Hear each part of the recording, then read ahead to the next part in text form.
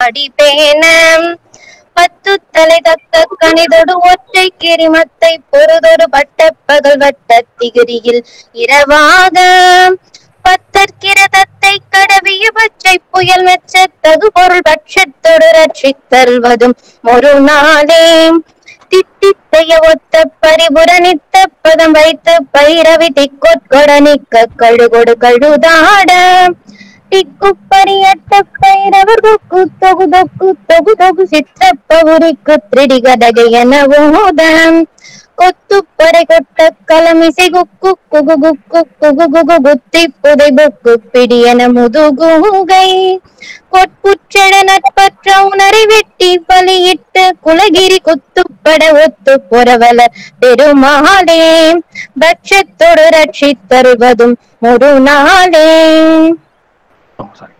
அனைவருக்கும் வணக்கம்.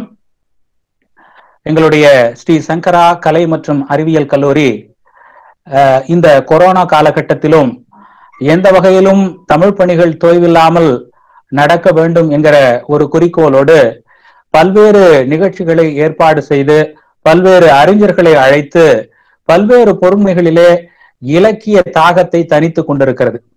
அந்த வகையிலே இன்றைய பொற்றாமரை மன்ற நிகழ்வில் 5வது நிகழ்வாக இன்றைக்கு பேச இருக்கக்கூடிய ஒரு ஆளுமை, நம்ம எல்லாம் தலைப்பு இங்கே நாம் பார்க்கிறோம், கம்பனே கலக்கினான் என்று. கம்பன் தன் நூலிலே கலக்கியதை போலவே ஊடகத்துறையிலே கலக்கியவர் கலைமாமணி டாக்டர் அவர்கள். அப்படிப்பட்ட ஒரு சிறந்த ஒரு ஆளுமையாக விளங்கக்கூடியவர் கலைமாமணி பாலரமணி அவர்கள். அவரை நான் எங்கே முதலாக சந்தித்திருக்கிறேன் என்று பார்க்கும்போது மிக நெருக்கமாக சந்தித்திருக்கக்கூடியது அவரை எனக்கு ஆசிரியராக நான் சந்தித்திருக்கிறேன். அவர் காமராஜர் பல்கலைக்கழகத்திலே தொலைநிலை கல்வி இயக்ககத்தின் வாயிலாக வழங்கப்படுகின்ற அந்த இதழியல் துறை சார்ந்த பயிற்சிக்கு, அந்த நேர்முக பயிற்சிக்கு அவர் வகுப்பெடுத்த நினைவுகள் என் நெஞ்சிலே பசுமையாக இருக்கிறது. மிக அற்புதமாக உரையாற்றக்கூடியவர். அந்த வகுப்புகள் எதுவும் நேரடி பயிற்சி வகுப்புகள் போலவே இருக்காது. ஒவ்வொன்றும் அந்த தொலைக்காட்சியில் பணியாற்றக்கூடிய அந்த இலக்கிய அனுபவத்தை அந்த நேரடி பயிற்சியிலே நாங்கள் எல்லாம் ஒரு 100க்கும் மேற்பட்ட மாணவர்கள் அங்கு அப்போதெல்லாம் கலந்து கொண்டு பார்த்ததாக எங்களுக்கு இப்போதும் அந்த நினைவு இருக்கிறது. அத்தகைய ஒரு ஆளுமையாக அவர் எனக்கு அறிமுகமானவர். அந்த அடிப்படையில் அவரை இப்போது நேரடியாக பார்க்க முடியாவிட்டாலும் அந்த தொலைக்காட்சி என்கிற அந்த நிலை இன்னமும் தொலைக்காட்சியிலே தான் நாம் இன்றும் பார்த்து கொண்டிருக்கக்கூடிய ஒரு நிலை. இதுவே சூழல் நல்லதாக வாய்ப்பிருக்குமானால் நேரடியாக அவரை பார்த்து சந்தித்து பேசுவதற்கு வாய்ப்பு கிடைத்திருக்கும். அப்படிப்பட்ட ஒரு பேர் ஆளுமையாக விளங்கக்கூடிய ஐயா முனைவர் பாலரமணி அவர்கள் தன்னுடைய வாழ்நாள் முழுக்க இந்த தொலைக்காட்சி ஊடகம் என்கிற துறையிலே தன்னுடைய அன்றாட பணியை அமைத்துக் கொண்டிருக்கிறார். தன்னுடைய இலக்கிய பணி என்று பார்க்கும்போது பெரும்பகுதி கம்பனிலே தோய்ந்தவராக இருக்கிறார். அவருடைய படிப்பு என்று பார்க்கிற போது முனைவர் பட்டம் வரையிலும் இதழியல் துறையிலே பெற்றவராக இருக்கிறார். தொழில் என்று பார்க்கும்போது பல்வேறு நிலைகளிலே வானொலி, தொலைக்காட்சி என்று 2 ஊடகங்களையும் கலக்கியவராக இருக்கிறார். அப்படிப்பட்டவர் ஓய்வு பெற்றதாக சொன்னாலும் கூட அவருக்கு இன்னும் ஓய்வு, ஊடகத்துறையில் இருக்கிறவர்களுக்கு ஓய்வு என்பதில்லை. முறைப்படியாக அரசாங்கம் வேண்டுமானால் இத்தனை வயதோடு ஓய்வு என்று அறிவித்து விடலாமே தவிர அதற்கு அடுத்தும் அவர்கள் ஊடகத்துறையில் இயக்குகிறவர்களுடைய மனநிலை என்பது எப்போதும் ஓய்வில் இருக்கவே இருக்காது. எதை குறித்தாவது சிந்தித்துக் கொண்டே இருக்கக்கூடிய தன்மை கொண்டது. இந்த ஆடிய காலம் பாடிய வாயும் சும்மா இருக்காது என்பது ஊடகத்துறையில் இருக்கிறவர்களுக்கு தான் பொருந்தும். அதை போலத்தான் ஐயா அவர்களும் அகில இந்திய வானொலி புதுதில்லி, தொலைக்காட்சி நிலையம் சென்னை, புதுச்சேரி, நாக்பூர் என்று பல வானொலி நிலையங்களிலும் தொலைக்காட்சி நிலையங்களிலும் தொடர்ந்து தன்னுடைய பணியை ஆற்றியவராக இருந்திருக்கிறார். அதை போலவே அவர் பெற்ற பயிற்சிகளும் அந்த ஊடகத்துறை சார்ந்த நிரம்ப தன்னை பட்டை தீட்டிக் கொள்ளக்கூடிய அளவுக்கு பல்வேறு பயிற்சிகளையும் நாடக பட்டறைகளிலும் அவர்கள் பங்கேற்று அவரும் பயிற்சி வழங்கக்கூடியவராக இருந்திருக்கிறார். இத்தகைய பெருமைக்குரியவரை நம்முடைய தமிழ்நாடு அரசு கம்பர் விருது பெற்று விருதினை கொடுத்து அவரை கௌரவித்திருக்கிறது என்பது இங்கே நாம் குறிப்பிடத்தகுந்த ஒன்று. தொலைக்காட்சி என்ற ஊடகத்தை நாம் வெறும் காட்சி பொருளாக பார்க்கிற சூழலிலே அந்த தொலைக்காட்சியினுடைய வரலாற்றை குறித்து, அந்த தொலைக்காட்சியில் தமிழ் வளர்ச்சி எப்படிப்பட்டதாக இருக்கிறது, இந்த தமிழ் சமூக வளர்ச்சிக்கு தொலைக்காட்சியும் தமிழும் எப்படியெல்லாம் வளர்ந்து வந்திருக்கிறது அப்படி என்பதை குறித்தெல்லாம் அவருடைய ஆராய்ச்சியை அவர் தன்னுடைய வாழ்நாளிலே நிகழ்த்தியவராக இருக்கிறார். சென்னை பல்கலைக்கழகத்திலே அத்தகைய ஆய்வினை நிகழ்த்தி முனைவர் பட்டம் பெற்றவராக இருக்கிறார். அதே போல இந்தியாவில் டெலிவிஷன் என்கிற நூலுக்காக இந்திய அரசினுடைய மனிதவள மேம்பாட்டுத்துறையினுடைய அமைச்சகத்தினுடைய பரிசினை பெற்றவராக இருக்கிறார். அதே போல பல்வேறு கவி அரங்குகளிலே பங்கேற்று மிக பெரும் பங்களிப்பினை செய்து சிறப்பித்திருக்கக்கூடியவராக இருக்கிறார். அதே போல கம்பனை குறித்து ஏராளமான விழாக்களிலே பங்கேற்றுக் கொள்ளக்கூடியவராக, அங்கு கவியரங்குகளிலே தலைமையேற்று நடத்தக்கூடியவர்களாக அவர் பல்வேறு நிகழ்ச்சிகளை நிகழ்த்தி இருக்கிறார். அது மட்டும் இல்லாமல் புதுச்சேரி, தமிழ்நாடு என்று பல்வேறு நிலையங்களிலே இந்த தொலைக்காட்சி ஒளிபரப்பினுடைய முதன்மை பொறுப்பாளராக இருந்து நிகழ்ச்சிகளை செவ்வனே நடத்தி இருக்கிறார். அது மட்டும் இல்லாமல் தியாகராஜரை குறித்த ஆவணப்பட இயக்கத்திற்கு அவருக்கு விருது வழங்கப்பட்டிருக்கிறது. அதே போல நான் குறிப்பிட்டதை போல மதுரை காமராசர் பல்கலைக்கழகத்திலே நடைபெற்று வருகின்ற இந்த இதழியல் துறை சார்ந்த நேர்முக பயிற்சி வகுப்புகளிலே அவர் கலந்து கொண்டு பல்வேறு நிலைகளிலே தன்னுடைய அனுபவத்தை மாணவர்களுக்கு பகிர்ந்து கொண்டவராக இருக்கிறார். அதே போல தொலைக்காட்சி ஊடகம் என்று பார்க்கிற போது அவர் பணியாற்றியது பொதுகை ஊடகமாக இருந்தாலும் பல்வேறு தனியார் தொலைக்காட்சி நிகழ்ச்சிகளிலே இப்போது நாம் பார்க்கிற இந்த தலைப்பை குறித்து, அதாவது கம்ப ராமாயணத்தை பொறுமையாக கொண்டு மக்கள் தொலைக்காட்சியிலே தொடர் ஒலிபரப்பு நிகழ்ச்சி எல்லாம் வழங்கக்கூடியவராக இருக்கிறார். அப்படிப்பட்ட அன்னாருக்கு ஐயா அவர்களுக்கு இந்த உலக தமிழராய்ச்சி நிறுவனம் அண்ணா விருதினை வழங்கி அவருடைய தொண்டினை பாராட்டி கௌரவித்திருக்கிறது. அவருடைய இலக்கிய பங்களிப்பு என்று பார்க்கிற போது கிட்டத்தட்ட சுமார் 15க்கும் மேற்பட்ட நூல்களை இயற்றியவராக இருக்கிறார். அவற்றில் 90% எதுவாக இருக்கிறது என்று சொன்னால் கம்பனாகவே இருப்பதை நாம் காண முடிகிறது. இப்படி தன்னுடைய வாழ்வும் பணியும் இலக்கியமும் தமிழுமாகவே இருந்திருக்கக்கூடிய ஐயா பாலரமணி அவர்களை கல்லூரியினுடைய நிர்வாகத்தின் சார்பிலும் முதல்வர் சார்பிலும் துறை தலைவர் மற்றும் பேராசிரியர்கள் சார்பிலும் வருக வருக என்று வரவேற்பதிலே நான் மிகுந்த பெருமை அடைகின்றேன். நன்றி, வணக்கம். போல ரேடியோவின் கதை, டெலிவிஷன் கதை என்றெல்லாம் ஊடக தமிழுக்கு மிகப்பெரிய பங்களிப்பை செய்யக்கூடியவராக இருக்கிறார், பயிற்சிகளை அளிக்கக்கூடியவராக இருக்கிறார். நமக்கும் கூட தமிழ் பாடத்துல ஊடக தமிழ் என்பது ஒரு பாடமாக இருக்கிறது, பல்வேறு நிலைகளில் பாடமாக இருக்குது. அவருடைய நூல்களும் அவருடைய வழிகாட்டுதலும் நமக்கெல்லாம் அது ஒரு பெரிய முன்னோடியான வாய்ப்பை தரக்கூடியதாக இருக்கும். நம்ம கல்லூரியிலேயே ஒரு சுருதி என்று சொல்லக்கூடிய சமுதாய வானொலி இருக்கிறது. இதெல்லாம் மாணவர்கள் பயன்படுத்தி கொண்டிருக்கிறார்கள். இவர்களை போன்ற ஊடகத்துறை ஆளுமைகளிடத்திலிருந்து நாம் பெற வேண்டியன பல இருக்கின்றது. அதனாலதான் இவர்களை பல நிகழ்வில் கல்லூரியில் நேரடியாக பங்கேற்கும்படியான நிகழ்ச்சியில் அழைத்து மகிழ வேண்டும் என்று பலமுறை முயற்சி செய்தோம். ஆனால் சூழல், இந்த கொரோனா போன்ற சூழல்கள் அதையெல்லாம் தள்ளி போட்டுக் கொண்டே இருந்தது. இப்பொழுது எப்படியோ நம் மாணவர்கள் பயன்பெற வேண்டும் என்ற அடிப்படையில் இன்றைக்கு இந்த இணைய வழியாக ஒரு அரிய வாய்ப்பு நமக்கு கிடைத்திருக்கிறது என்றே நம்புகிறேன். அந்த அடியில் இன்றைக்கு பொற்றாமரை மன்றத்தில் அந்த பேராளுமை நம்மோடு தோன்றி நம்மோடு உரையாட இருக்கிறார்கள். அவர் உரையாடுகிற இந்த பொருண்மை குறித்து ஒரு சிறு செய்தியை நான் சொல்ல வேண்டும்.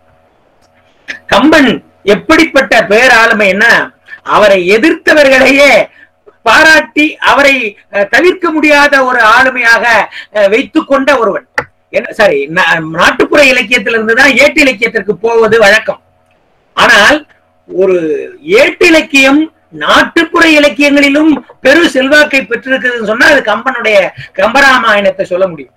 என்று சொன்னால் நமக்கு கிடைத்த நிறைய ஏற்ற பாடல்கள் அதெல்லாம் நம்ம பாத்தீங்கன்னா, கம்பன் கவிதை அவரை பார்த்துட்டு நான் எழுதியிருக்கிறேன், அவருடைய கவிதையை கேட்டுட்டு நான் எழுதியிருக்கிறேன்னு சொல்லி நாட்டுப்புற புலவர்கள் பாடுகிறத நம்ம பார்க்க முடியுது.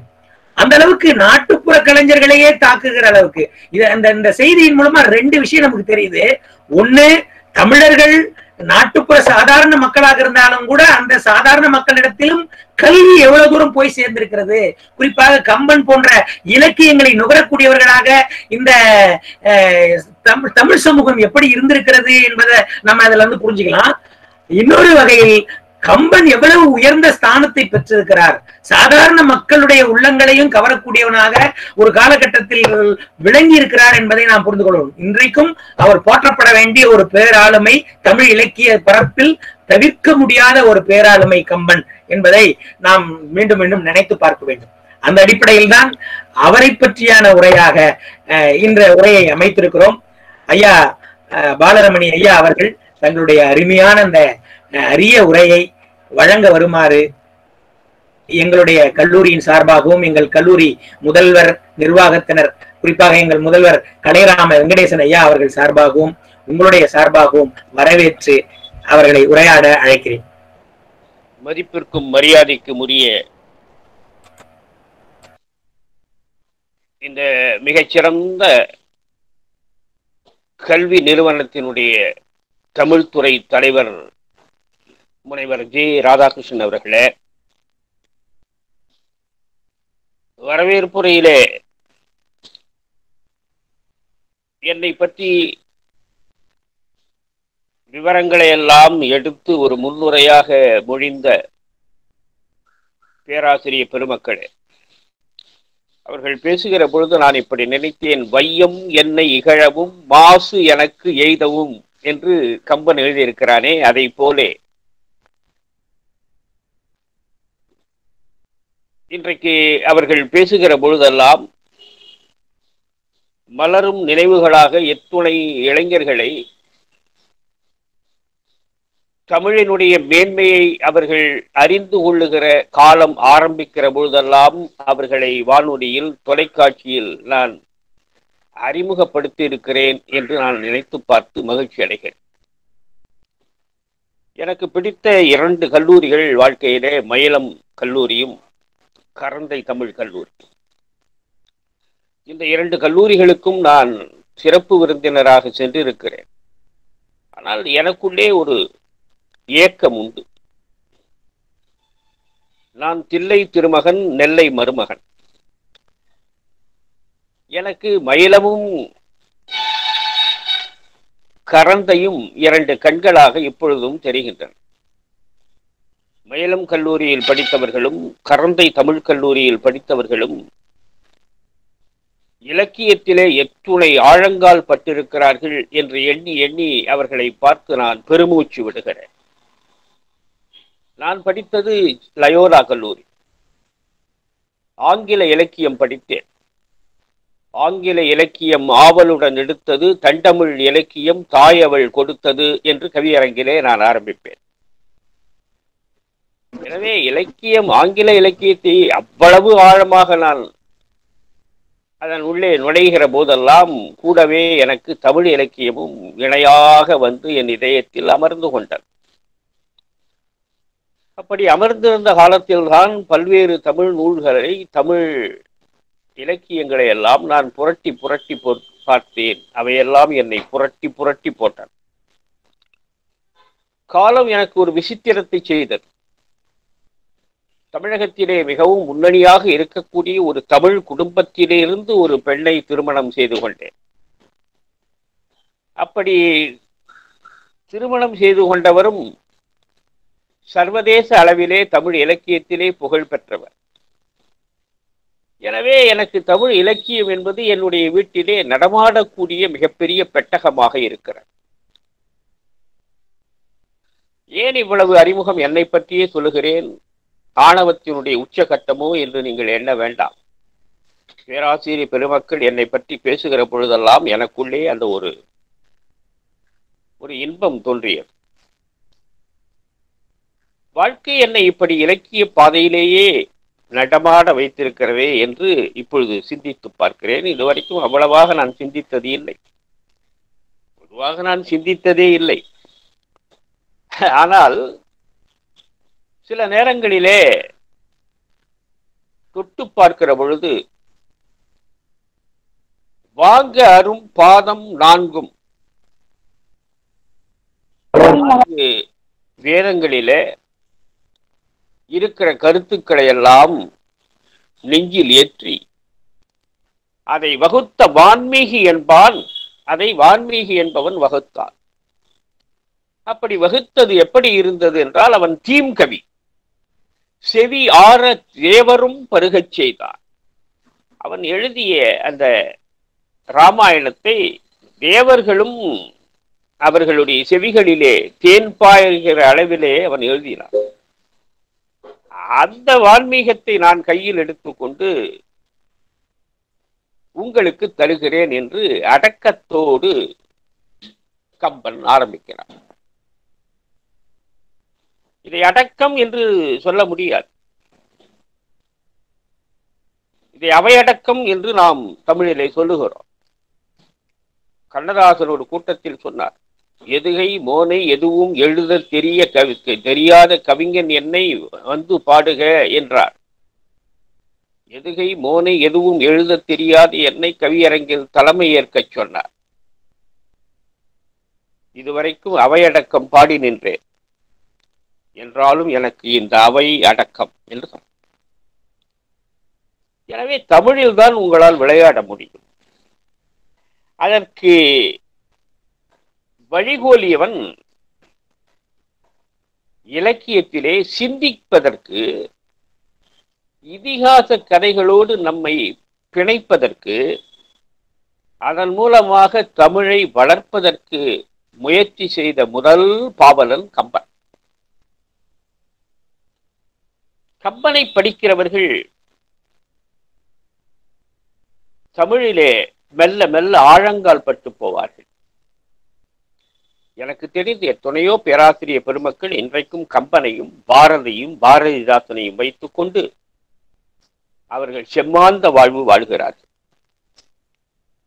எனவே அந்த பேராசிரியர் பெருமக்களுக்கு இந்த கம்பனும் பாரதியும் பாரதிதாசனும் மாத சம்பளம் இன்னமும் தந்து கொண்டிருக்கிறார்கள்.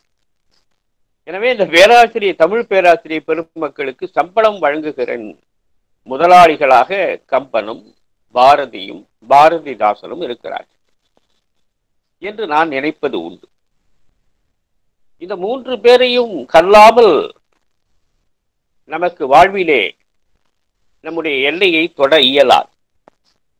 இதற்கு மிகப்பெரிய காரணம் ஒன்று உண்டு. நம்முடைய முன்னோர்கள் நம்மை போன்று சுயநலம் மிக்கவர்கள் அல்லர். கொரோனா வந்தால் நான் மட்டுமே தப்பிக்க வேண்டும் என்று நினைக்கிறோம். அடுத்தவன் வீட்டிற்கு இப்பொழுதுதான் குசலம் விசாரிக்கிறேன்.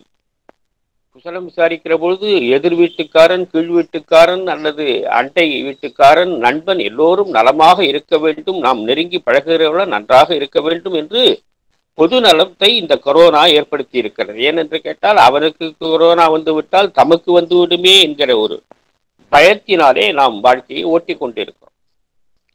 ஆனால் நம்முடைய முன்னோர்கள் அப்படி அல்ல. இந்த உலகம் உய்ய வேண்டும் என்று நினைத்தார்கள். தான் உய்ய வேண்டும் என்பது அல்ல அவர்களுடைய நினைவு. தமிழகம் உய்ய வேண்டும் என்பது அல்ல அவர்களுடைய உணர்வு. தமிழ் உயர வேண்டும் என்பது அல்ல அவர்களுடைய உணர்வு. இந்த உலகம் உய்ய வேண்டும் என்று உணர்வு கொண்டவர்கள். இந்த உலகம் எய்தால்தான், உலகம் உயர்ந்தால்தான் தமிழ் வளரும், மொழி வளரும், இதயம் வளரும், மானுடம் வளரும் என்ற அசைக்க முடியாத நம்பிக்கையை பெற்றவர்கள் நம்முடைய தாத்தாக்கள். ஆகையினால்தான் 12ஆம் நூற்றாண்டிலே தோன்றிய கம்பன் முதலாக எழுத்தாணி கொண்டு பனை ஓலையிலே எழுதினான், உலகம் யாவையும் தாம் உல ஆக்கலும் நிலை பெருத்தலும் நீக்கலும் நீங்களா அழகு இலா விளையாட்டுடையான் அவர் தலைவர் அன்னவர்க்கே சரண் நாங்களே என்று முதலாக உலகம் என்று தொட்டு எழுதினான். அவன் உலகம் கடந்தும் இப்பொழுது வாழ்ந்து கொண்டிருக்கிறான். அவருக்கு முன்னாடி 9ஆம் நூற்றாண்டிலே தோன்றிய சேக்கிழார் பெருமான் முதலாக எழுத்தாணி கொண்டு எழுதியது என்ன தெரியுமா? உலகராம் உணர்ந்து ஓதற்கு அறியவன் நிலவு ராவிய நீர்மலி வேணியன் அழகில் சோதியன் அம்பலத்து ஆடுவான் மலர் சிலம்படி வாழ்த்தி வணங்குவாம் என்று உலகம் என்று தொட்டு எழுதினார்.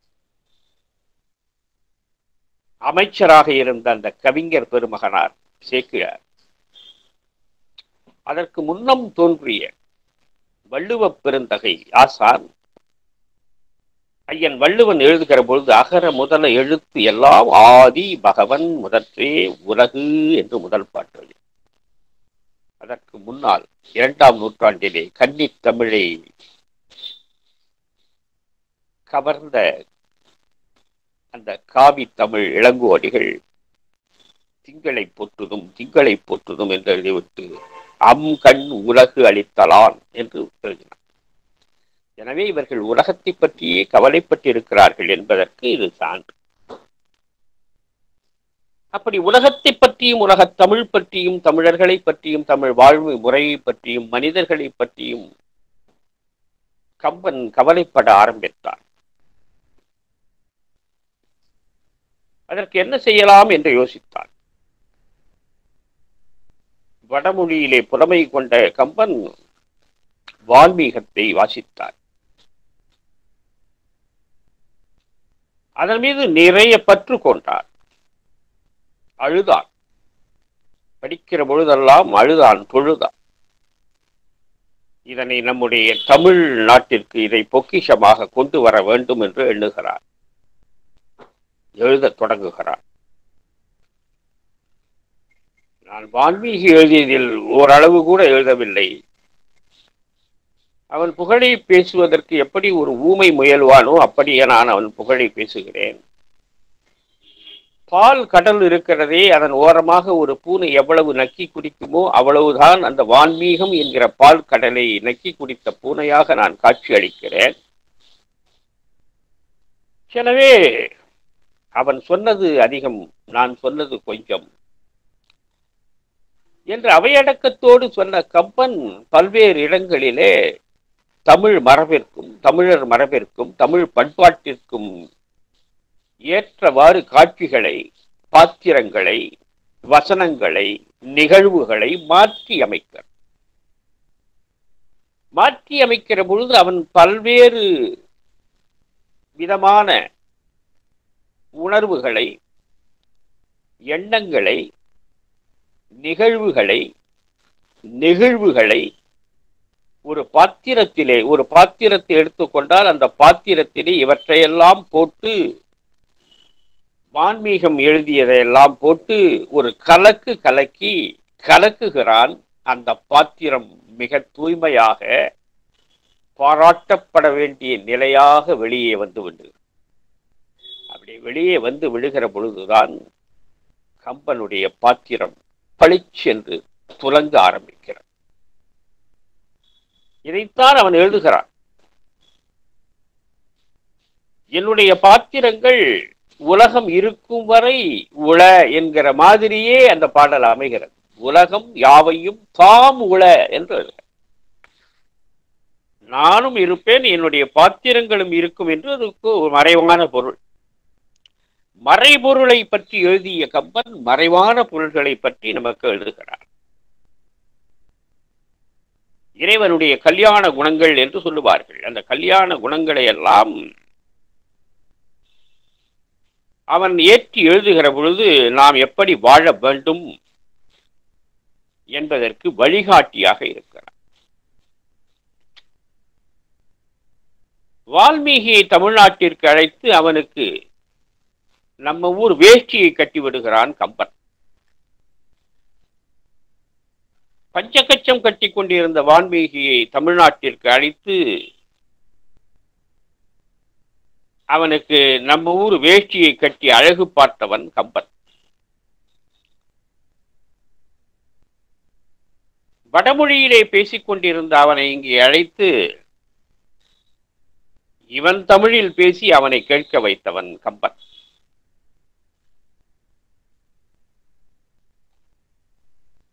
தோற்று போய் விடுகிற நிலைக்கு வருகிறான் ராவணன். இன்று போய் போர்க்கு நாளை வா என்று ராமன் அனுப்பி விடுகிறான். போயிட்டு நாளைக்கு வா, சும்மா வராத, போர் ஓணுன்னா வா. இன்று போய் போர்க்கு நாளை வா, சும்மா வர்றதுன்னா அங்கே வர வேணாம், போரிட வேண்டும் என்றால் நாளைக்கு வா என்று அண்ணல் ராமன் சொல்கிறான். இலங்கையை பல்லாண்டுகளாக ஆண்டு வந்த அந்த பெருமையுடைய ராவணன் சிவத்தவம் கொண்டவன், எதையும் சாதிக்க வல்லவன், நினைத்ததையெல்லாம் செய்து முடிப்பவன், வெற்றி படிகளிலே வாழ்க்கையை யாரும் நடத்தி கொண்டிருந்தவன் மெல்ல மெல்ல வீழ்ச்சியின் விதியின் வழியாக இறங்கி வருகிறார். திரும்பி இலங்கைக்கு போகிற பொழுது முகத்தை தலையை அப்படியே கவிழ்ந்தவாறு தொங்க போட்டு கொண்டு போகிறார்.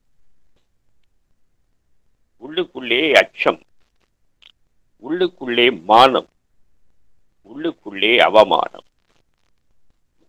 ஆனாலும் கம்பன் இந்த காட்சியை சாதாரணமாக நினைக்கவில்லை. சண்டை நடக்கிறது, அதில் தோற்று போகிற நிலைக்கு வருகிற பொழுது அவனை எதிரி சொல்கிறான், போயிட்டு நாளைக்கு சண்டைக்கு வரனா வாடா என்று சொல்கிறான். திரும்பி போகிற பொழுது அவன் அவமானத்தோடு போகிறான். அந்த அவமான நிலையிலும் கூட அவன் சீதையை எண்ணி பார்க்கிறான் என்று கம்பன் நமக்கு ஒரு காட்சியை தெரிவிக்கிறான். வான் நகும், மண்ணும் எல்லாம் நகும், மணி வைரத் தோளான் நா நகு பகைஞர் எல்லாம் நகுவர் என்றே அதற்கு நானான். நாணிய வண்ணம் அவமானத்தோடு போய்கொண்டிருக்கிற ராவணன் பின்னால் கம்பன் மெல்ல மெல்ல போகிறான். ஏன் இவன் அவமானத்தோடு போகிறானே, என்ன அவமானம், இந்த அவமானம் எப்படி ஏற்றுக்கொள்கிறான் என்று கம்பன் மெதுவாக அவன் பின்னால் செல்கிறான்.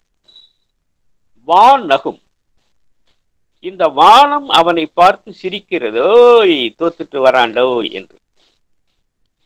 மண்ணும் அவனை பார்த்து சிரிக்கிறது. எல்லாம் நகும், வான் மட்டுமல்ல, மண் மட்டுமல்ல, இருக்கிற எல்லாமே அவனை பார்த்து நகுகிறது. வான் நகும், மண்ணும் எல்லா நகும், மணி வைரத் தோளான் நான் நகு பகைஞரெல்லாம் நகுவர். ஒரு காலத்திலே நான் பார்த்து சிரித்த என்னுடைய பகைவர்கள் எல்லாம் இன்றைக்கு அணி திரண்டு வந்து என் எதிரிலே நின்று என்று என்னை பார்த்து சிரிக்கிறார்களே என்று அதற்கு நானா. அப்ப இந்த வான் நகுந்த போதும், மண் நகுந்த போதும், அல்லது மற்ற எல்லாம் நகுகிற பொழுதும், எதிரிகள் எல்லாம் நகுகிற பொழுதும் அவனுக்கு அந்த அவமானம் பற்றி கவலைப்படவில்லை.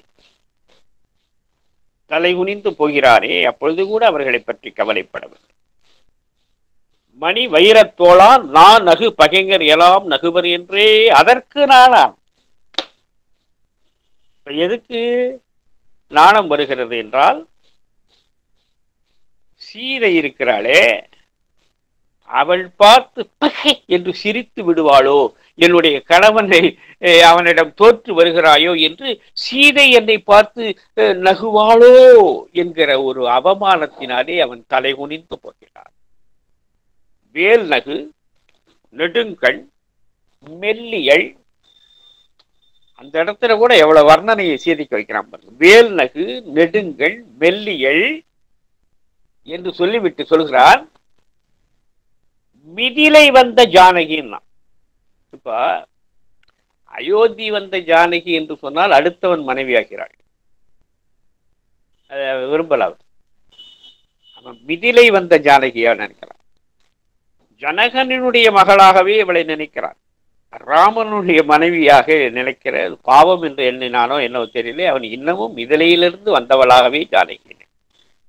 மெல்லியள் செவ்வாய் மிதிலை வந்த ஜானகி நகுவள் என்றே.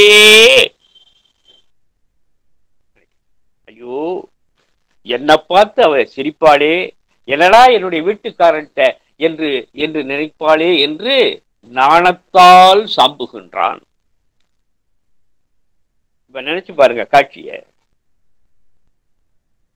எப்பேற்பட்ட வீரன் போர்க்களத்திலே எல்லாத்தையும் போட்டுவிட்டு திருப்பி போகிற பொழுது சிரிக்கிறவர்களை எல்லாம் பார்த்து அவன் நாணவில்லை. மிதிலை வந்த ஜானகி நகுவள் என்றே அதற்கு அவன் என்ன செய்கிறான், நாணத்தால் சாம்புகின்றான் என்று கம்பன் சொல்லுகிற பொழுது, இங்குதான் அவன் பாத்திரங்களை, அதனுடைய இன்ப துன்பங்களை, இனிய உணர்வுகளை, காய்ந்த உணர்வுகளை, இனிமையில்லா உணர்வுகளை எல்லாம் அந்த பாத்திரத்திலே கலந்து ஊற்றி கலக்குகிற பொழுது ஒரு அற்புதமான வேறு ஒரு பொருள் வருகிறது. அந்த பொருள்தான் இந்த பாடல். ரொம்ப அற்புதமானவன் கம்பன். ஏன் கலக்கினான் என்று நினைத்து பார்த்தால், கலக்குகிற பொழுதுதான் ஒரு பொருள் வசப்படும், ஒரு பொருள் நிசப்படும்.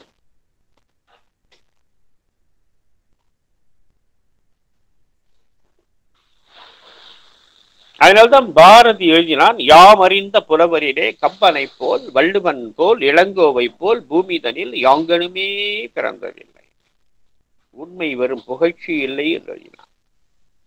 பேராசிரியர் அவர்கள் சொன்னார்கள், காலத்தால் பிற்பட்டவன் முற்பட்டவனாகவும் முற்பட்டவன் பிற்பட்டவனாகவும் பாரதி எழுதியிருக்கிறான் என்று சொன்னார்.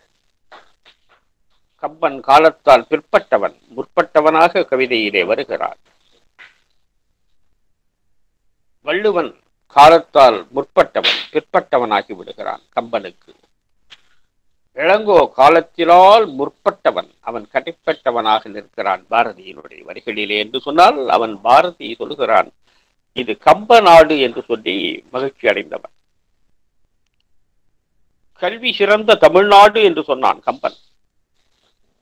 அப்படியா என்று ஒருவன் கேட்டான். கல்வியில் சிறந்ததா தமிழ்நாடு? அப்படியா? அதற்கு எடுத்துக்காட்டு என்னன்னாடே, புகழ் கம்பன் பிறந்தது தமிழ்நாடு.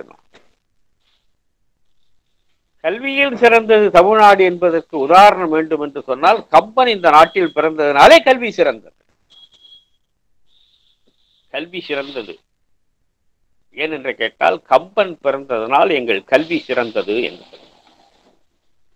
கல்வி என்று சொல்லுகிற பொழுது கல்வித்தல், கற்பித்தல். பேராசிரியர் பெருமக்கள் எல்லாம் கற்பிக்கிறார்கள் என்று சொன்னால், அவர்கள் ஒரு மாணவனுக்காக கற்பிக்கவில்லை.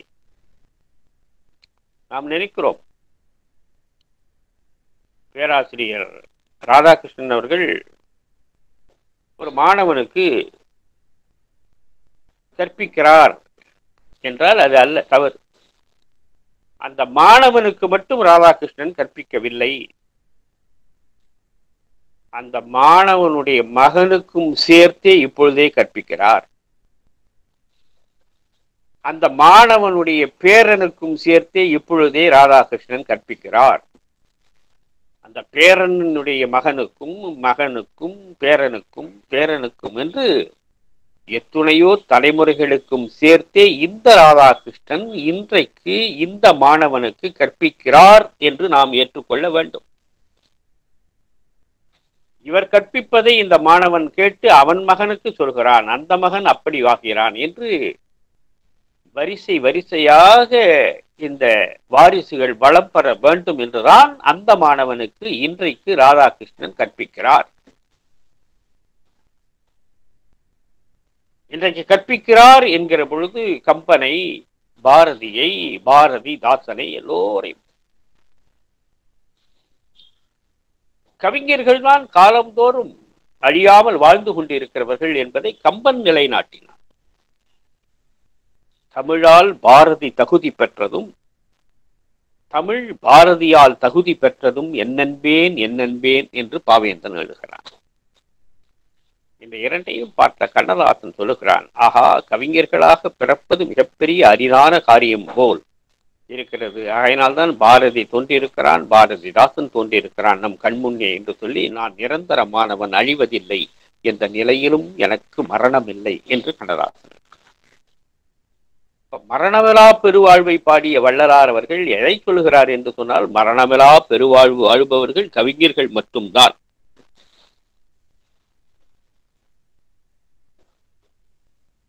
நின் புதல்வர் நால்வரினும் கரிய செம்மலை தந்திடு அப்படின்னு விஸ்வாமித்திரன் கேட்கிறான். காட்டுல ரொம்ப அட்டகாசங்கள் பெருகிவிட்டன தசரதா, ரிஷிகளை எல்லாம் அரக்கர்களும் அரக்கியர்களும் கொன்று குவிக்கிறார்கள். அங்கே நாங்கள் இயற்றுகிற தவத்தை காப்பதற்கு என்று நினைக்கிறான் தசரதன். நின் புதல்வர் நால்வரினும் கரிய செம்மலை தந்திடு. நின் புதல்வர் நால்வரினும் என்று சொல்லுகிற பொழுது சரி, யாராவது ஒருத்தன் அனுப்பலாம்னு நினைக்கிறான் தசரதன். கரிய செம்மலை என்று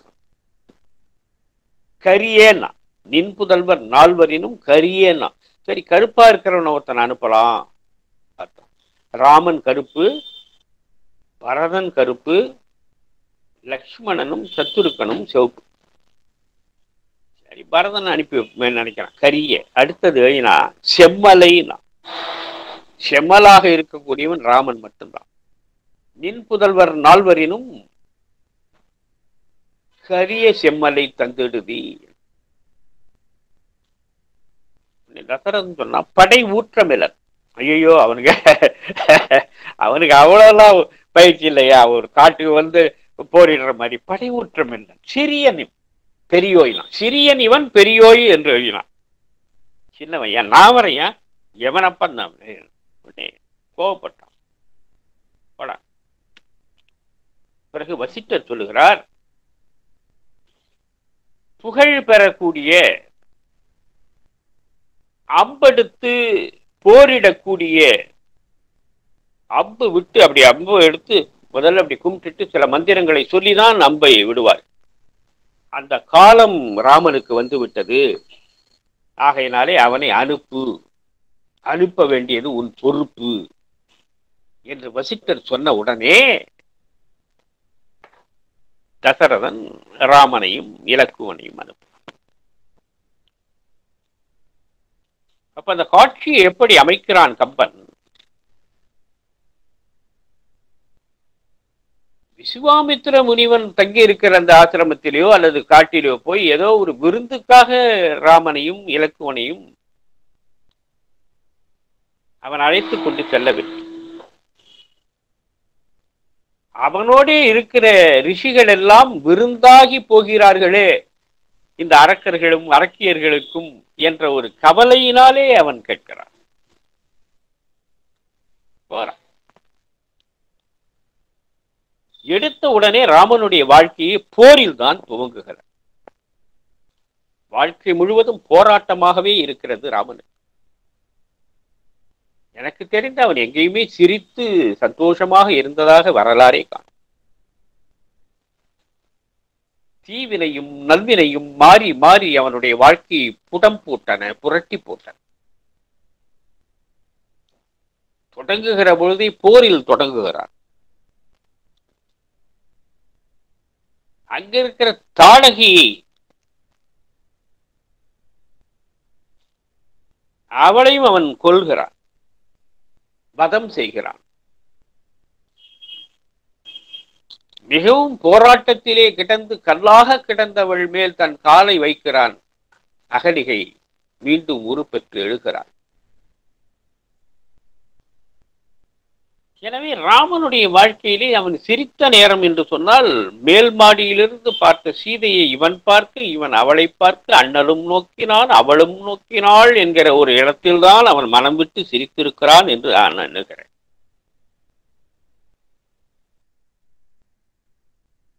இப்படி போராட்டத்திலேயே தொடங்கி அவனுடைய வாழ்க்கை பயணம் எவ்வளோ படலங்களை அவன் சந்தித்திருக்கிறான் என்பதை கம்பன் பல்வேறு இடங்களிலே நமக்கு தொட்டு காட்டுகிறான். சரி, திருமணம் முடிந்து விட்டு வருகிறான் என்று சொன்னால் கூட நடுவிலே பரசுராமன் வேறு அவனுக்கு எதிரியாக வாடா என்னிடம் சண்டைக்கு என்று சொல்கிறான். புதிய மனைவியோடு செல்ல வேண்டும் என்கிற ஒரு ஆசையோடு அவன் நடந்து கொண்டிருக்கிற பொழுது பரசுராமன் தடுக்கிறான். இங்கே வந்து அரண்மனையிலே இருக்கிற பொழுது முடிசூட்ட வேண்டும் என்று அவன் நினைக்க, தசரதன் நினைக்க, நாளைக்கு உனக்கு முடிசூட்டு விழா என்று சொல்லுகிற அந்த 24 மணி நேரத்திற்குள்ளேயே கதையினுடைய களம் மாறுகிறது. தெருவிலே போகிறவர்களை எல்லாம் பார்த்து எப்படி இருக்கிறாய், உன் குடும்பம் எப்படி இருக்கு என்பதெல்லாம் கேட்டு கேட்டு மகிழ்ந்து போகிற ராமனுக்கு நாளைக்கு உனக்கு வந்து முடிசூட்ட போகிறேன் என்று சொன்ன அந்த 24 மணி நேரத்திற்குள்ளேயே காட்சி மாறி விடுகிறது. கைகேயியை காண செல்கிறான் தசரதன். அயோத்தி விழா கோலம் பூண்டு கிடக்கிறது. அந்த நல்ல செய்தியை சொல்வதற்காக போகிறான். நாடக மயில் என்று அவர்களை கைகேயி எழுதுகிறார். நாடக மயிலை பார்த்து ஐயம்மா ஓம் மகன் வளர்த்தனல் தவத்தால் கேகையன் மடந்தை என்று கம்பன் எழுதுவான். கோசலை பெற்றால் வளர்த்தனள் தவத்தால் கேகையின் மடந்தை. கேகையின் மகளான கைகேயிதான் ராமனை வளர்த்தான்.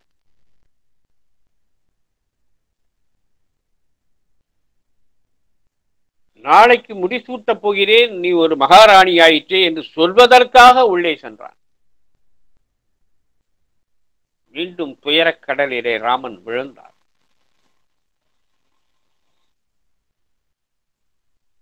பரதன் தான் இந்த நாட்டை ஆள வேண்டும் என்று ஒரு வரமும், 14 ஆண்டுகள் ராமன் காட்டில் வனவாசம் செய்ய வேண்டும் என்று 2வது வரமும் அழுது அழுது பெற்றாள் கைகேயி. ஆனால் அங்கே அழுதான் தசரதன். முதலாக மனைவியினுடைய கால்களிலே விழுந்து அழுதவன் தசரதன் தான்.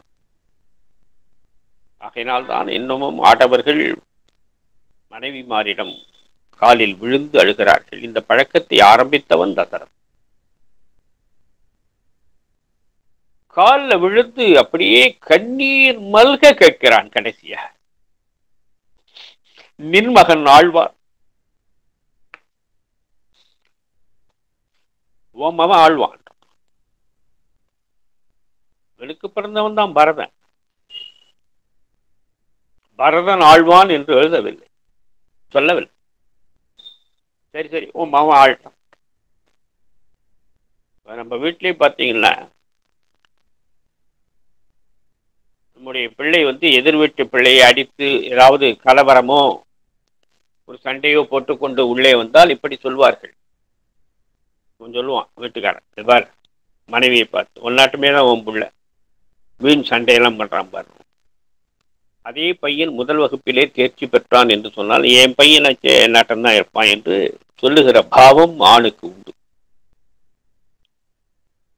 எப்ப என்னுடைய எதிர்பார்ப்புக்கு ராமன் முடிசூட வேண்டும் என்பதை தகர்த்து எறிந்து விட்டாளோ கைகேயி, அப்ப கைகேயி வேறு, அவள் பெற்ற மகனான பரதன் வேறு. அவன் என் பிள்ளை. நின் மகன் நாடாழ்வான், நீ இனிது வாழ்வாய். நல்லா இருப்போ, உன் மகன் ஆள நல்ல. நிலமெல்லாம் உன் பயம் ஆகும்.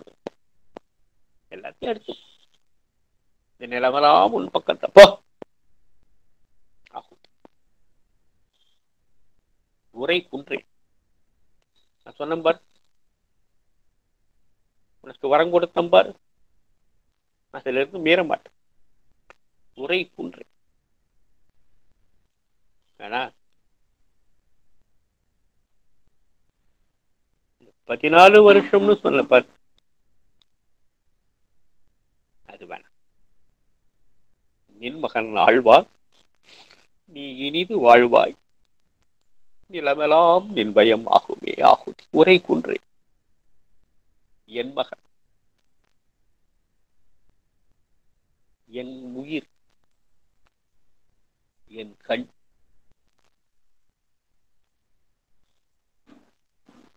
என் மகன் என்று சொல்லி பார்க்கிறான் ராமனை. திருப்தி வரல. என் கண் என்று சொல்லி பார்க்கிறான், திருப்தி ஏற்படவில்லை. என் உயிர் என்று சொல்லி பார்க்கிறான், திருப்தி ஏற்படவில்லை. எல்லா உயிர்கட்கும் நன்மகன். என் மகன், என் கண், என் உயிர், எல்லா உயிர்கட்கும் நன்மகன். இந்த நாடு இரவாமை. இந்த நாட்டை விட்டு அவன் போகக்கூடாது. அந்த வரத்தை மட்டும் திரும்ப பெற்றுக்கொள். இரவாமை நயன். இரவாமைனா நீங்குதல் என்று ஒரு பொருள், சாவறதுன்னு ஒரு பொருள். இந்த நாடு இறந்து விடும். அவன் போன பிறகு, ராமன் போன பிறகு இந்த நாடு இறந்து விடும். நின் மகன் ஆழ்வான், நீ இனிது வாழ்வாய். நிலவராம் நின்வயம் ஆகுமே ஆகுதி. உரை குன்றேன் என் மகன், என் கண், என் உயிர், எல்லா உயிர்கட்கும் நன்மகன். இந்த நாடு இரவாமை. இப்ப பாருங்க, நினைச்சு பாருங்க, நீங்க எல்லாருமே அங்க நின்று பாக்குற மாதிரியே எழுதினாங்க கம்பன். நான் அந்த ஓரம் நிற்கிறேன், இந்த பக்கம் ராதாகிருஷ்ணன் நிற்கிறாரு, அந்த 2 பேராசிரியர் நிற்கிறாங்க, மாணவர்கள் 100 பேர் தசரனை சூழ்ந்து நிற்கிறார்கள். இந்த காட்சி நடக்கிறது, எல்லோரும் அழுது கொண்டு நிற்கிறார்கள். படித்தவர்கள், பார்த்தவர்கள் எல்லோரும் அந்த மாதிரி ஒரு காட்சி அமைக்கிறார். ஆனால் அங்க இருந்தது இந்த 2 பேர் தான். ஆனால் 2 கோடி பேர் இந்த சம்பவத்தை பார்த்த மாதிரியே இன்னமும் கற்பனை செய்து கொண்டு அழுது கொண்டு இருக்கிறார்கள் என்று சொன்னால் கம்பன் அங்கே கலக்கி இருக்கிறான் என்று முடிஞ்சு. ராமன் வரான், கூப்பிட்டு அனுப்பினான் கைகை. அம்மா கூப்பிடுறாங்களேன்னு வந்தான். அது வரைக்கும் அம்மாவாக இருந்தால் உள்ளே போனா சித்தியாக ஆகிவிட்டார், சிற்றன்னை ஆகிவிட்டார். சொல்லுமா, என்னம்மா, ஏன் கூப்பிட்டீங்க என்று ராமன் கேட்கிறான். கைகேயி அவனுடைய முகத்தை பார்க்கவில்லை, அந்த பக்கமாக திரும்பி ஏதோ சுவற்றை பார்த்து கொண்டு சொல்கிறாள், ஆழி சூழ் உலகமெல்லாம் பரதனே ஆள, நீ போய் தாழிரும் சடைகள் தாங்கி தாங்க அரும் தவம் மேற்கொண்டு பூழி வெங்கானம் நன்னி புண்ணிய துறைகள் ஆடி 7-2 ஆண்டில் வா என்று இயம்பினன் அரசன் என்றாள் என்று சொல்ற. அயோத்தி என்பது ஒரு நாடு. ஆனால் தன்னுடைய மகனுக்கு இந்த நாடு கிடைத்து விட்டது என்று நினைக்கிற தாய் என்ன சொல்கிறாள், அந்த பரதன் இந்த உலகத்தையே ஆளப்போகிற ஒரு கனவுக்கு வந்து விட்டாள். ஆழி சூழ் உலகமெல்லாம் பரதனே ஆள. அவன் பிரிட்டன், அமெரிக்கா அதுக்கெல்லாமா அதிபர் இல்லையே. ஒரு அயோத்தி செழிப்பான நாடு, ஒரு பகுதி. அந்த பதவி கிடைத்தவுடனே இந்த உலகத்திற்கே அவன்தான் தலைவன் என்கிற உணர்வு யாருக்கு ஏற்படும் என்று சொன்னால் பெற்ற தாயருக்கு ஏற்படும்.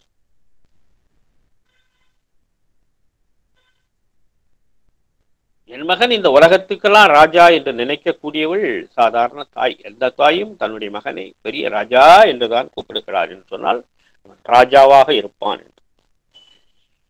அது அந்த காலத்திலிருந்து இன்னமும் ராஜா என்று யாராவது முதல் மந்திரி என்று சொல்வதில்லை. ஏன்னால் முதல் மந்திரிகள் அப்படி இருப்பதில்லை என்று அப்பொழுது எழுதப்படும். ராஜாக்கள் அப்படி இருந்திருக்கிறார்கள், முதல் மந்திரிகள் அப்படி இருந்ததில்லை. ஆகையினாலே தாய் இன்னமும் ஏ ராஜா என்றுதான் சொல்கிறார்.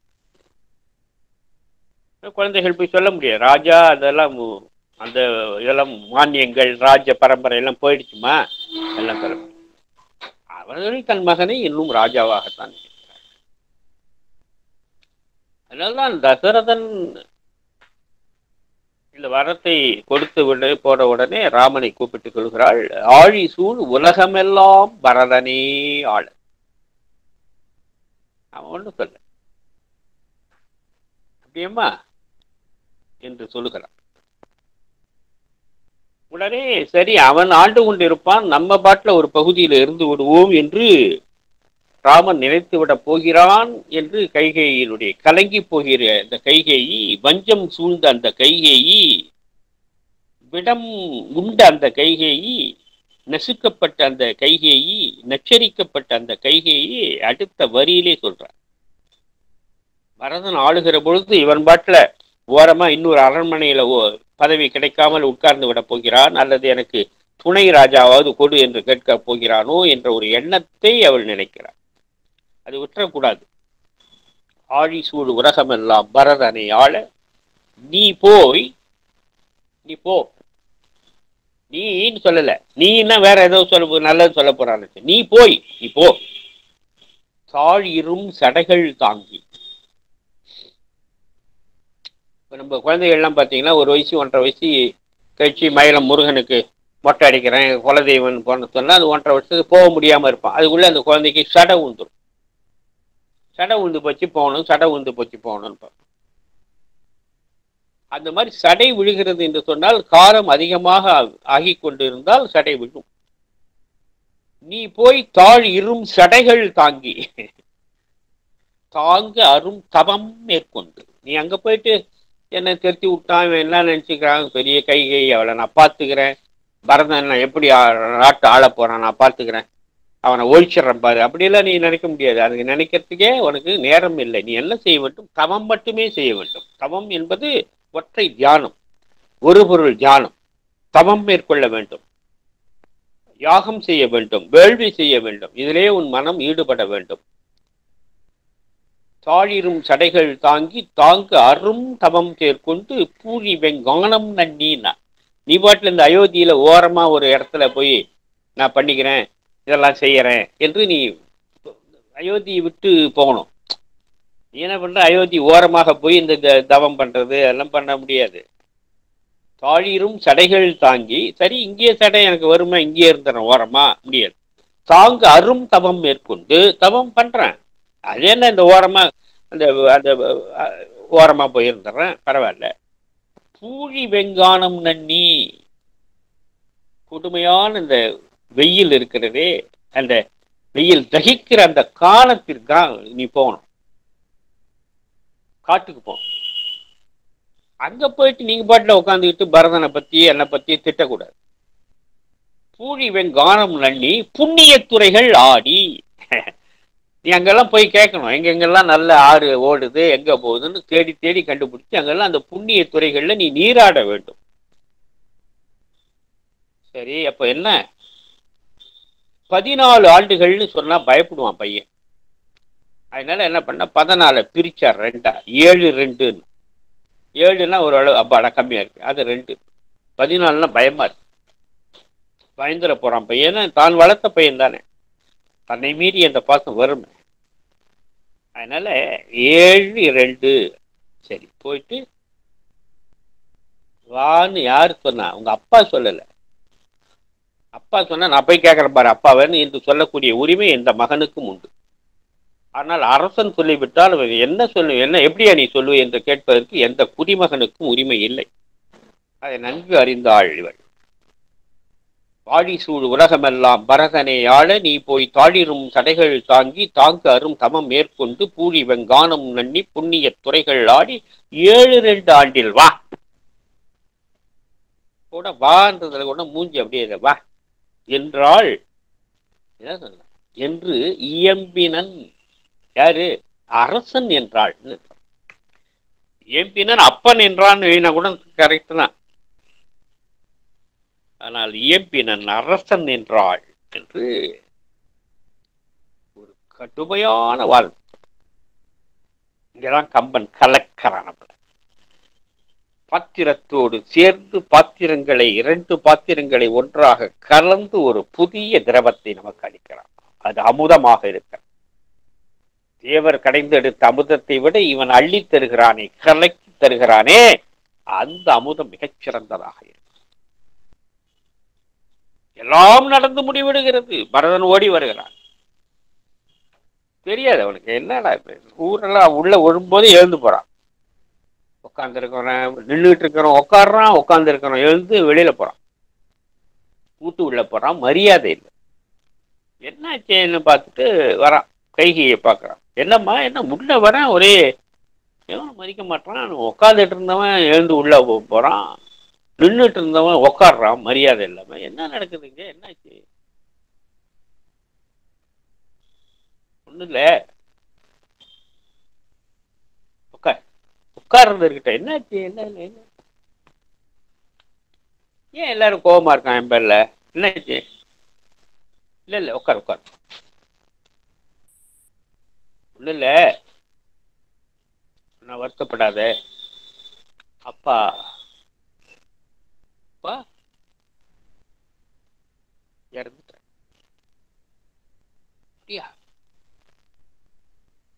அழுறான், கண்ணீர் விடுறான்.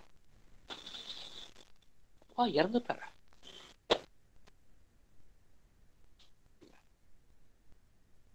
நான் என்ன செய்யறது? இந்த கவலையை நான் எப்படி போக்கிக் கொள்வது? எப்படி நான் இதை தீர்த்துக் கொள்வது? என்னை இப்படி ஆளாக்கி விட்டு அப்பா மறைந்து விட்டாரே, என்ன ஒரு கொடூரம், என்ன ஒரு கோலம்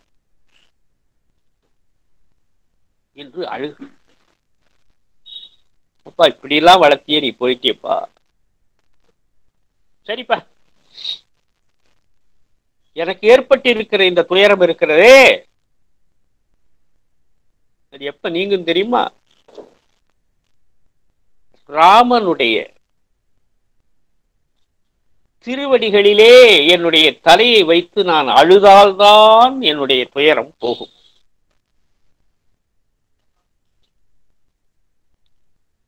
சரி, எங்க ராமன் எங்க இருக்கான்?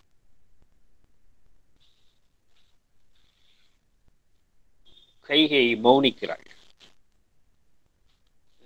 இல்ல, ராம காட்டுக்கு போயிருக்கான், வனவாசம். காட்டு ஏன்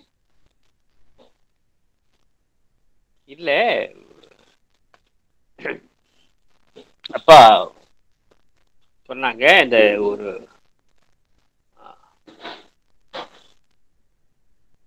இப்போ ராமன் காட்டுக்கு போனது அப்பாவுடைய சாவுக்கு முந்தியா பிந்தியா?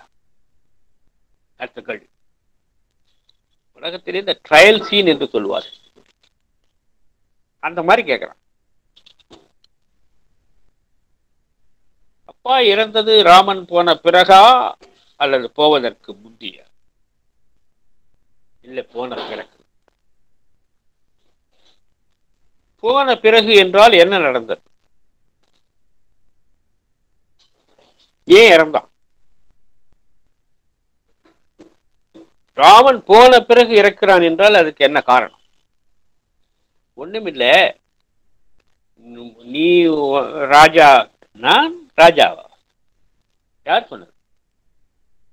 இல்ல இல்ல, ஒரு 2 வாரம் இல்ல, நான் தான் எனக்கு 2 வாரம் அப்பாவை கேட்டேன்.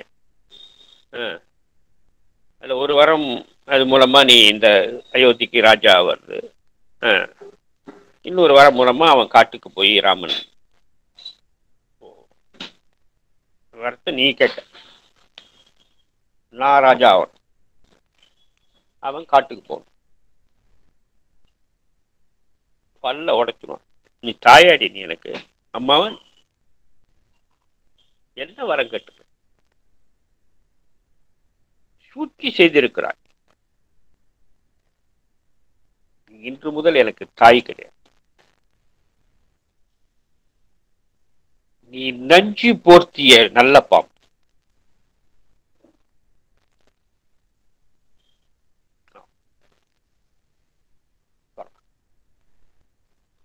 இந்த இடத்துலதான் கம்பன்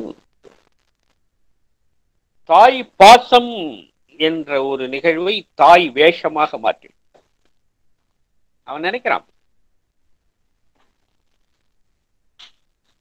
பிறகு போறான்.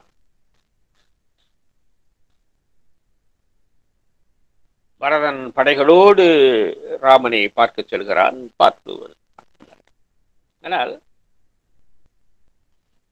காலங்கள் சென்று கொண்டே இருக்கின்றன. கம்பனுடைய பாத்திர படைப்புகள் மிகப்பெரிய அளவிலே பேசப்பட்டு வருகின்றன. அவன் ஒவ்வொரு பாத்திரத்தையும் கவனமாக வடிவமைத்தான். இறந்தவர்களையும் இருந்தவர்களையும் அவன்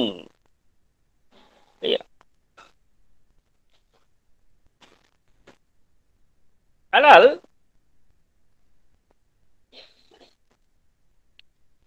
இலங்கைக்கு சென்ற கம்பன் என்ன செய்யறான்? அங்க இருக்கிற காட்சியை பார்க்கறான். இதுவரைக்கும் ராமனோடு பயணித்துக் கொண்டிருந்தவன் ஒரு விசா எடுத்துக்கொண்டு அல்லது ஒரு பாஸ்போர்ட் எடுத்துக்கொண்டு, சரி ராவணன் அவன் மட்டும் நாட்டுக்கு போய் கொஞ்ச நாள் இருப்போம் என்று, எப்படி உங்க ஊருக்கு யுவான் சுவாங் வந்தாரோ காஞ்சிபுரத்துக்கு, அந்த மாதிரி இவன் அங்க போனான். அங்க போனா அவனுக்கு ஒரு காட்சி.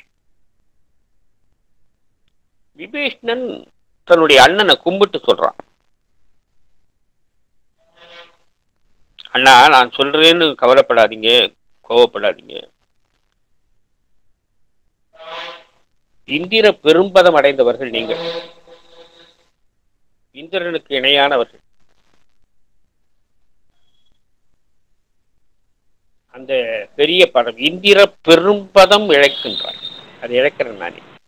எனக்கு அப்பா நீ தான், அம்மா நீ, எல்லாமே நீ தான். ஆனால் இந்திர பெரும்பதத்தை மெல்ல மெல்ல நீ வீழ்ச்சியினுடைய படிக்கட்டுகளிலே இறங்கி வருகிறாய், வீழ்ச்சி அடைகிறாய் என்று உன் மீது கவலைப்பட்டதாலே இப்படி நான் சொல்கிறேன். நான் எந்தை நீ, யாயும் நீ. அப்பா நீ தான், அம்மா நீ. என் முன்னே எனக்கு முன்னாடி பிறந்த அண்ணன், தாய் நீ, தந்தை நீ, என்னுடைய அண்ணன். தவ வந்தனை தெய்வம், தவம் பெற்ற ஒரு வந்தனையினாலே பெரிய தெய்வம் நீ. சொல்லி பார்த்தான், இன்னும் சொல்லணும்னு நினைக்குது. கம்பனுக்கும் நினைக்கிறான். சரி, இல்லை இவ்வளவு தடுமாறுறான், அப்பான்னா அம்மான்னா எனக்கு முன்னாடி பிறந்த அண்ணன்னா நீ தான் தெய்வம்னா, அப்புறம் சொல்லிட்டு இன்னமும் சொல்லிட்டு என்னடா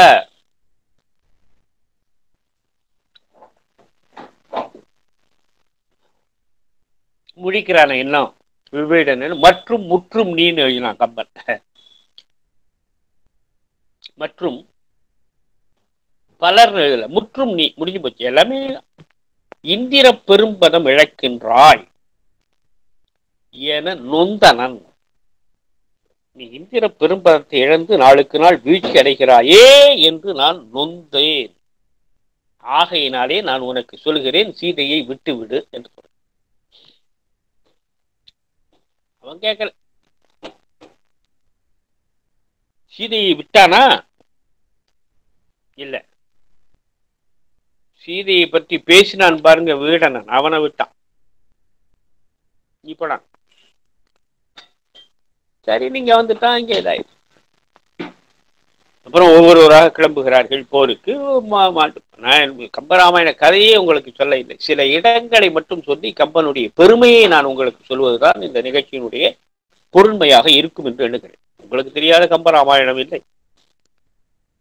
ஆனால் எங்கெங்கெல்லாம் கம்பன் பின்னோக்கி அவர்களோடு பயணித்து முன்னோக்கியும் பின்னோக்கியும் இப்படியும் அப்படியும் அவன் பயணம் செய்திருக்கிறான் என்று நினைக்கிற பொழுதுதான் அவன் நம்ம எல்லாம் எப்படி ஒரு பாத்திரத்தை இன்னொரு பாத்திரத்தோடு இருக்கிற பொருட்களை எல்லாம் கலக்கி ஒரு புதிய பொருளை நமக்கு தந்திருக்கிறான் என்பதற்குத்தான் இன்றைய இந்த பேச்சு உங்களுக்கு ஒரு உறுதுணையாக இல்லாவிட்டாலும்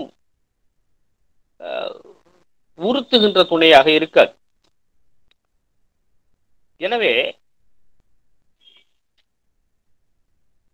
கும்பகர்ணனை பற்றி உலகத்திலே மிகச்சிறந்த பாத்திரம். கம்பனுக்கு ரொம்ப பிடிக்கும் கும்பகர்ணனை, ரொம்ப பிடிக்கும். நம்முடைய எதிர் முகாமிலே கூட ஒருவனை நமக்கு பிடிக்கும்.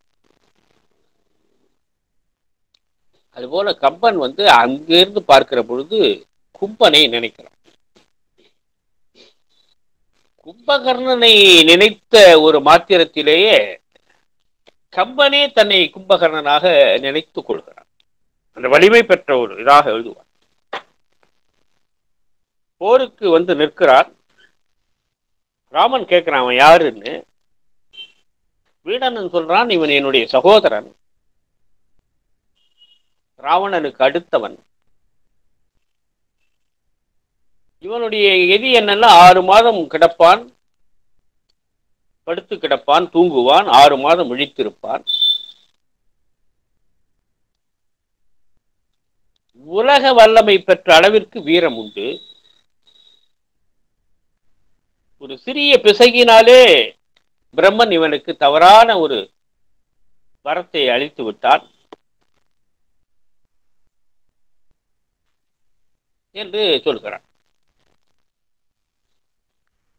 ராமன் நினைச்சு பார்க்கிறான், ஆஹா இவனையும் நம்ம பக்கம் சேர்த்துக்கிட்டா ராவணனை க்ளோஸ் பண்ணிடலாமே நினைக்கிறான். என்ன முன்னாடியே சொன்ன குகனோடும் ஐவரானோம், பின் குன்று சூழ்வாள் மகனோடும் அறுவரானோம், எம்முழை அன்பின் வந்த அகன் அமர் காதல் ஐய நின்னோடும் எழுவரானோம் என்று எழுதினான். நின்னோடும் எழுவரானோம் என்றால் 7வது ஆளு யாரு? விபீஷ்ணன். சரி, 8வது கும்பகர்ணனை கொண்டு வந்து விடலாம் என்று எழுதுகிறான். இந்த இடத்துல நின்னோடும் எழுவரானோம்னு எழுதினான் கம்பன். நான் நினைச்சு பார்க்கிறேன், எழுவரானோம் என்றால் 7 பேர் ஆனோம் என்று ஒரு பொருள்.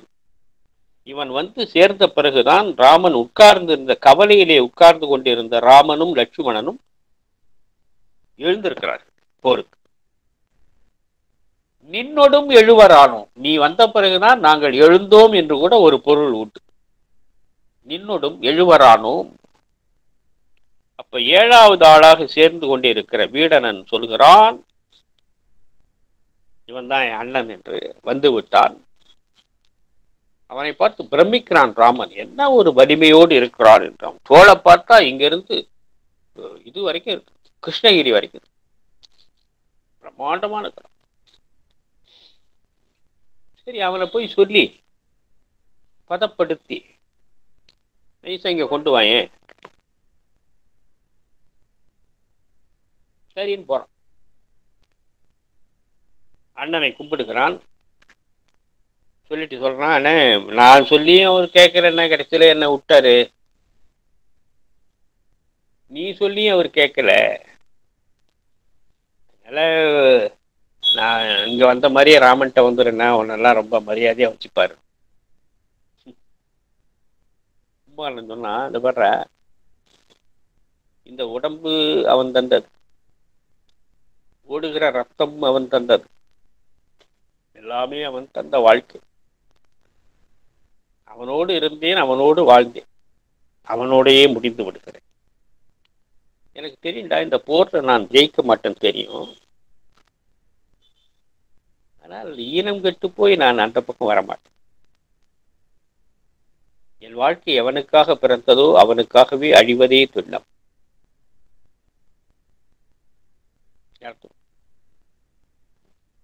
நீ அங்க இரு, ஏன்னா யூ ஆர் வெரி இன்டெலிஜென்ட், அறிவாளி. நீ இருக்க வேண்டிய அதான். நான் இருக்க பாரு, கேடு கட்ட யூஸ்லெஸ் ஃபெலோ. எனக்கு கேடு கெட்ட சாவு தான் வரும். கேடு கெட்ட சாவு வரும்னா நான் இங்கதான் இருப்பேன். தலைவன் நீ உலகுக்கெல்லாம், உனக்கு அது தக்கதேயால், புலை ஒரு மரணம் எய்தல் எனக்கு இது புகழதேயால்.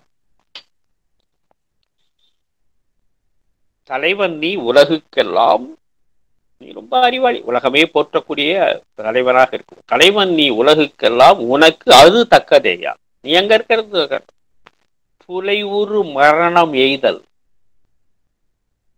புலை ஒரு மரணம்னா கேடுகெட்ட மரணம் எய்தல் எனக்கு இது புகழதேயால், இதுதான் எனக்கு புகழ்.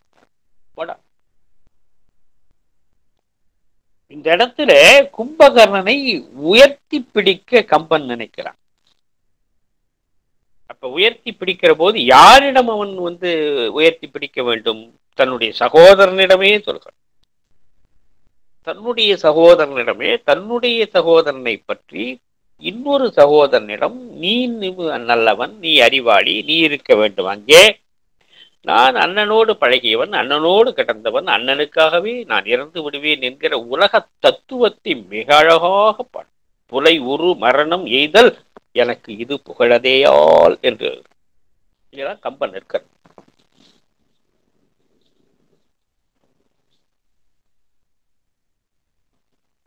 வாலி ஒரு இடத்துல சொல்றான்,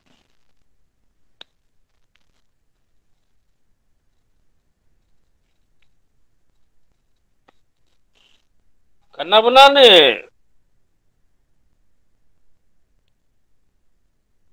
தாரை சொல்லுகிற பொழுதெல்லாம் யாரோ ராமனா இங்க வந்துட்டானா உன்னை கொல்ல போறானான்னு ஒண்ணு தொலைக்கணும், உன்னை ராமனை பத்திலாம் நீ தப்பா பேசினா என்று சொன்னவன் வாலி. ஆனால் அந்த வாலி ராமனால் கொல்லப்படுகிறான். உலக தத்துவங்களை எல்லாம் வாலி அவனிடம் சொல்லி கடைசியில சொல்றான், சரி பரவாயில்ல, சுக்ரீவன் தன்னுடைய மனைவியை விட்டு பிரிந்து விட்டான், அதனால அவனுக்கு ஒரு பதட்டம், அதனாலதான் இந்த இதுக்கு வரான் சண்டைக்கு. அதே மாதிரி உனக்கும் உன்னுடைய மனைவியை பிரிந்ததுனால உனக்கு ஒரு தடுமாற்றம் ஏற்பட்டு விட்டது போல் இருக்கு, அதனாலதான் நீ தடுமாறி போய் என்ன போய் இது பண்ணிட்ட. உன்னுடைய வாழ்க்கை வேறு, மானுட வாழ்க்கை, எங்களது குறைக்கின வாழ்க்கைடா. எங்க குறைக்கின வாழ்க்கைக்கு குறைங்கின வாழ்க்கைக்கு இந்த தத்துவங்கள்லாம் பயன்படாது. ஒருத்தி ஒருவன் என்பதெல்லாம் எங்களுக்கு இல்லை. நீ ஏதோ தெரியாம குழம்பி போயிட்ட, ஏன்னா உன் மனைவி எங்கே போயிட்டா இல்லையா. அதனால ஆவியை, ஜனகன் பெற்ற அன்னத்தை, அமிழ்தின் வந்த தேவியை பிரிந்த பின்னை திகைத்தனை போலும் செய்கேன். ஆவியை,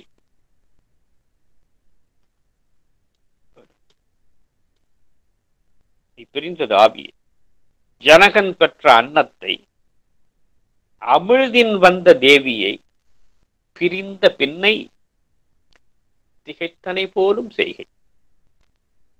ஒரு திகைப்பு ஏற்பட்டு விட்டது உனக்கு, உன் செய்கையிலே தடுமாற்று ஏற்பட்டு விட்டது, அதனால்தான் இப்படி பண்றப்படும்.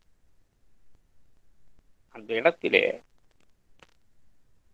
வாலி ராமனை திட்டியே பார்க்கிற அந்த இடத்தையும் கம்பன் எழுதுகிறான்.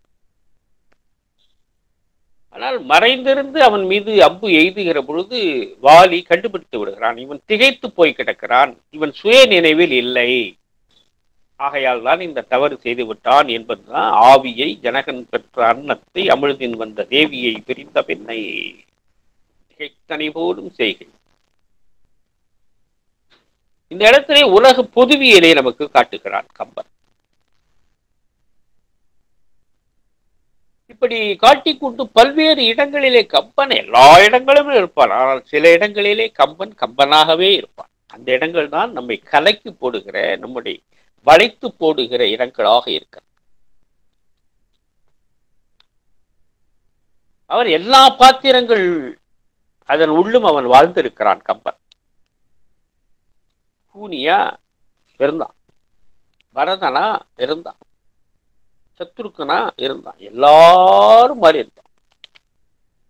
அதற்கு என்ன காரணம் என்று பார்த்தால், கம்பனுடைய குறிக்கோள் என்னவென்று சொன்னால், உலக புகழ்பெற்ற இந்த வால்மீகி ராமாயணத்தை நாம் நம்முடைய தமிழர்களுக்கு கொண்டு செல்ல வேண்டும், அவர்கள் விரும்புகிற மாதிரி நாம் அதை திருத்தி எழுத வேண்டும் என்றெல்லாம் சொன்னார்.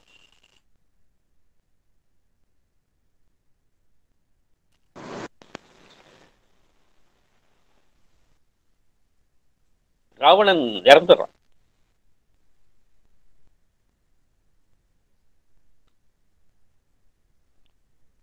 ராவணன் இறந்த உடனே ஒரு மிகப்பெரிய ஒரு சோகம் இலங்கையை அப்படியே சோகம் கவிழ்ந்த நாடாக இருக்கிறது. எல்லோரும் அழுகிறார்.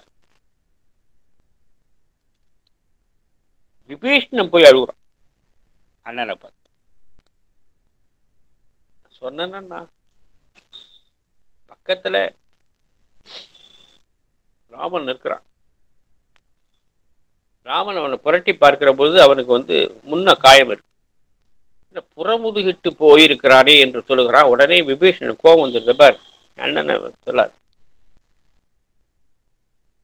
யானைகள் 1000 வாங்கி யானை தந்தத்தையே இங்கே ஏற்றுக்கொண்டவன். அந்த காயம் புறமுதுகிட்டு வர்றான் அப்படி சொல்லிடாது என்று புரட்டி பார்த்து அவன் இலங்கை வேந்தனை பார்த்து சொல்லுகிறான். நான் சொன்னேன்னா, ஜானகி என்கிற ஒரு பெரிய நஞ்சு உன்னை பார்த்த மாத்திரத்திலேயே உயிர் போய்விட்டது. அண்ணா, யாரு கணவனை வச்சுக்கிட்டே சொல்றான். உண்ணாதே உயிர் உண்ணாது ஒரு நெஞ்சு ஜனகி என்னும் பெரு நஞ்சு உன்னை கண்ணாலே நோக்கவே போக்கியதே உயிர் நீயும் களப்பட்டாயே என்று இருப்பான். கண்ணால பார்த்தா பாரு, அதோடவே போச்சே நான் உயிர். போ. யாரு? போர் மகளை, புகழ் மகளை, கலை மகளை, மிகப்பெரிய வீணை வித்வான். போர் மகளை, புகழ் மகளை, கலை மகளை தழுவிய கை நீ. நான் கடைசியில் என்னாச்சு, இந்த சீர்மகளை தழுவலாம் என்று யோசித்தாய், போயிடுச்சு, உயிர் போயிடுச்சு. புலம்பலாம்.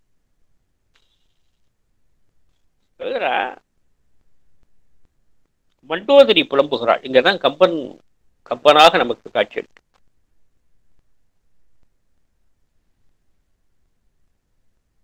எல்லாம் கேட்டுட்டு இருக்கீங்களா? யாராவது நான் மட்டுமே பேசிட்டு இருக்கிறேன்?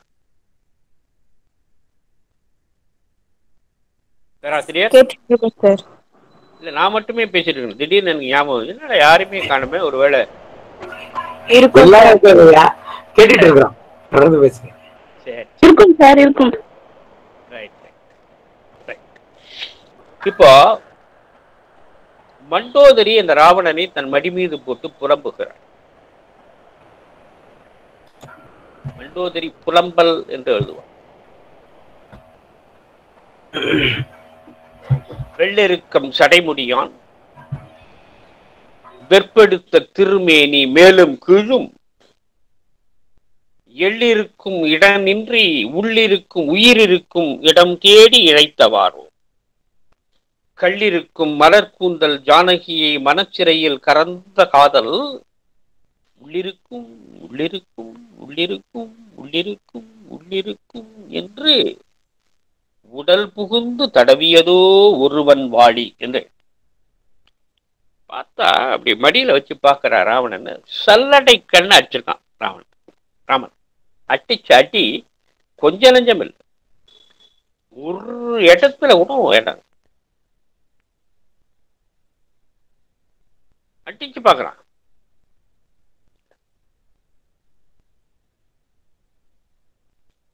இனிமே நான் பூ வைக்க முடியாது,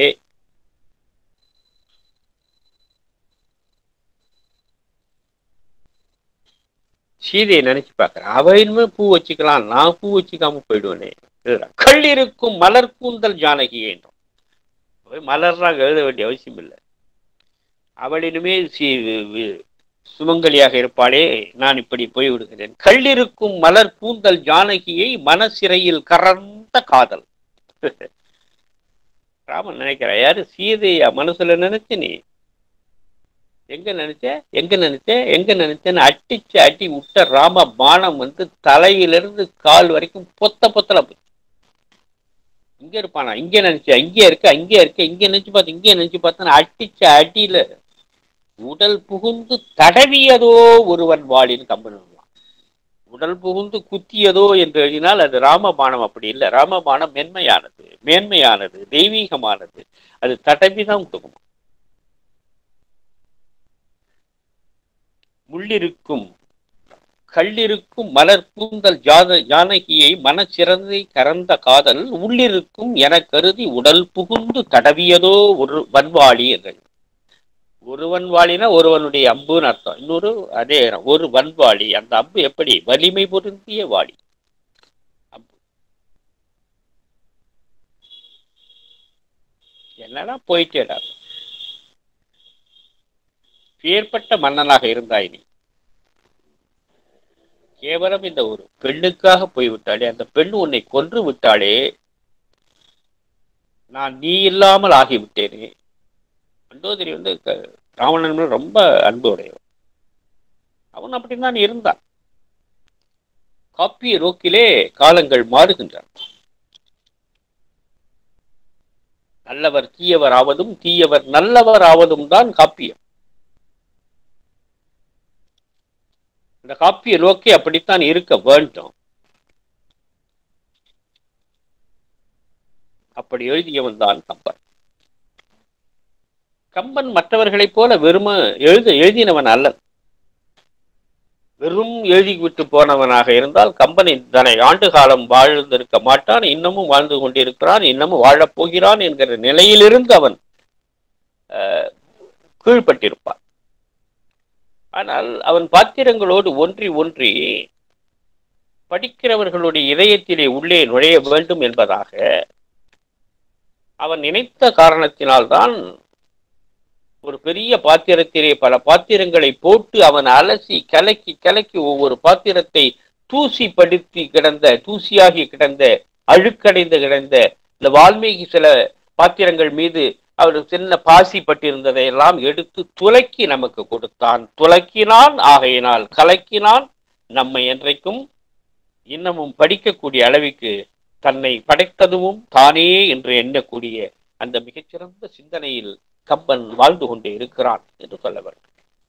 நல்ல தலைப்பை கொடுத்தீர்கள். ஒன்றை மட்டும் சொல்லி நான் நிறைவு செய்கிறேன். கடைசியில் எழுதுகிறான், அரியணை அனுமன் தாங்க.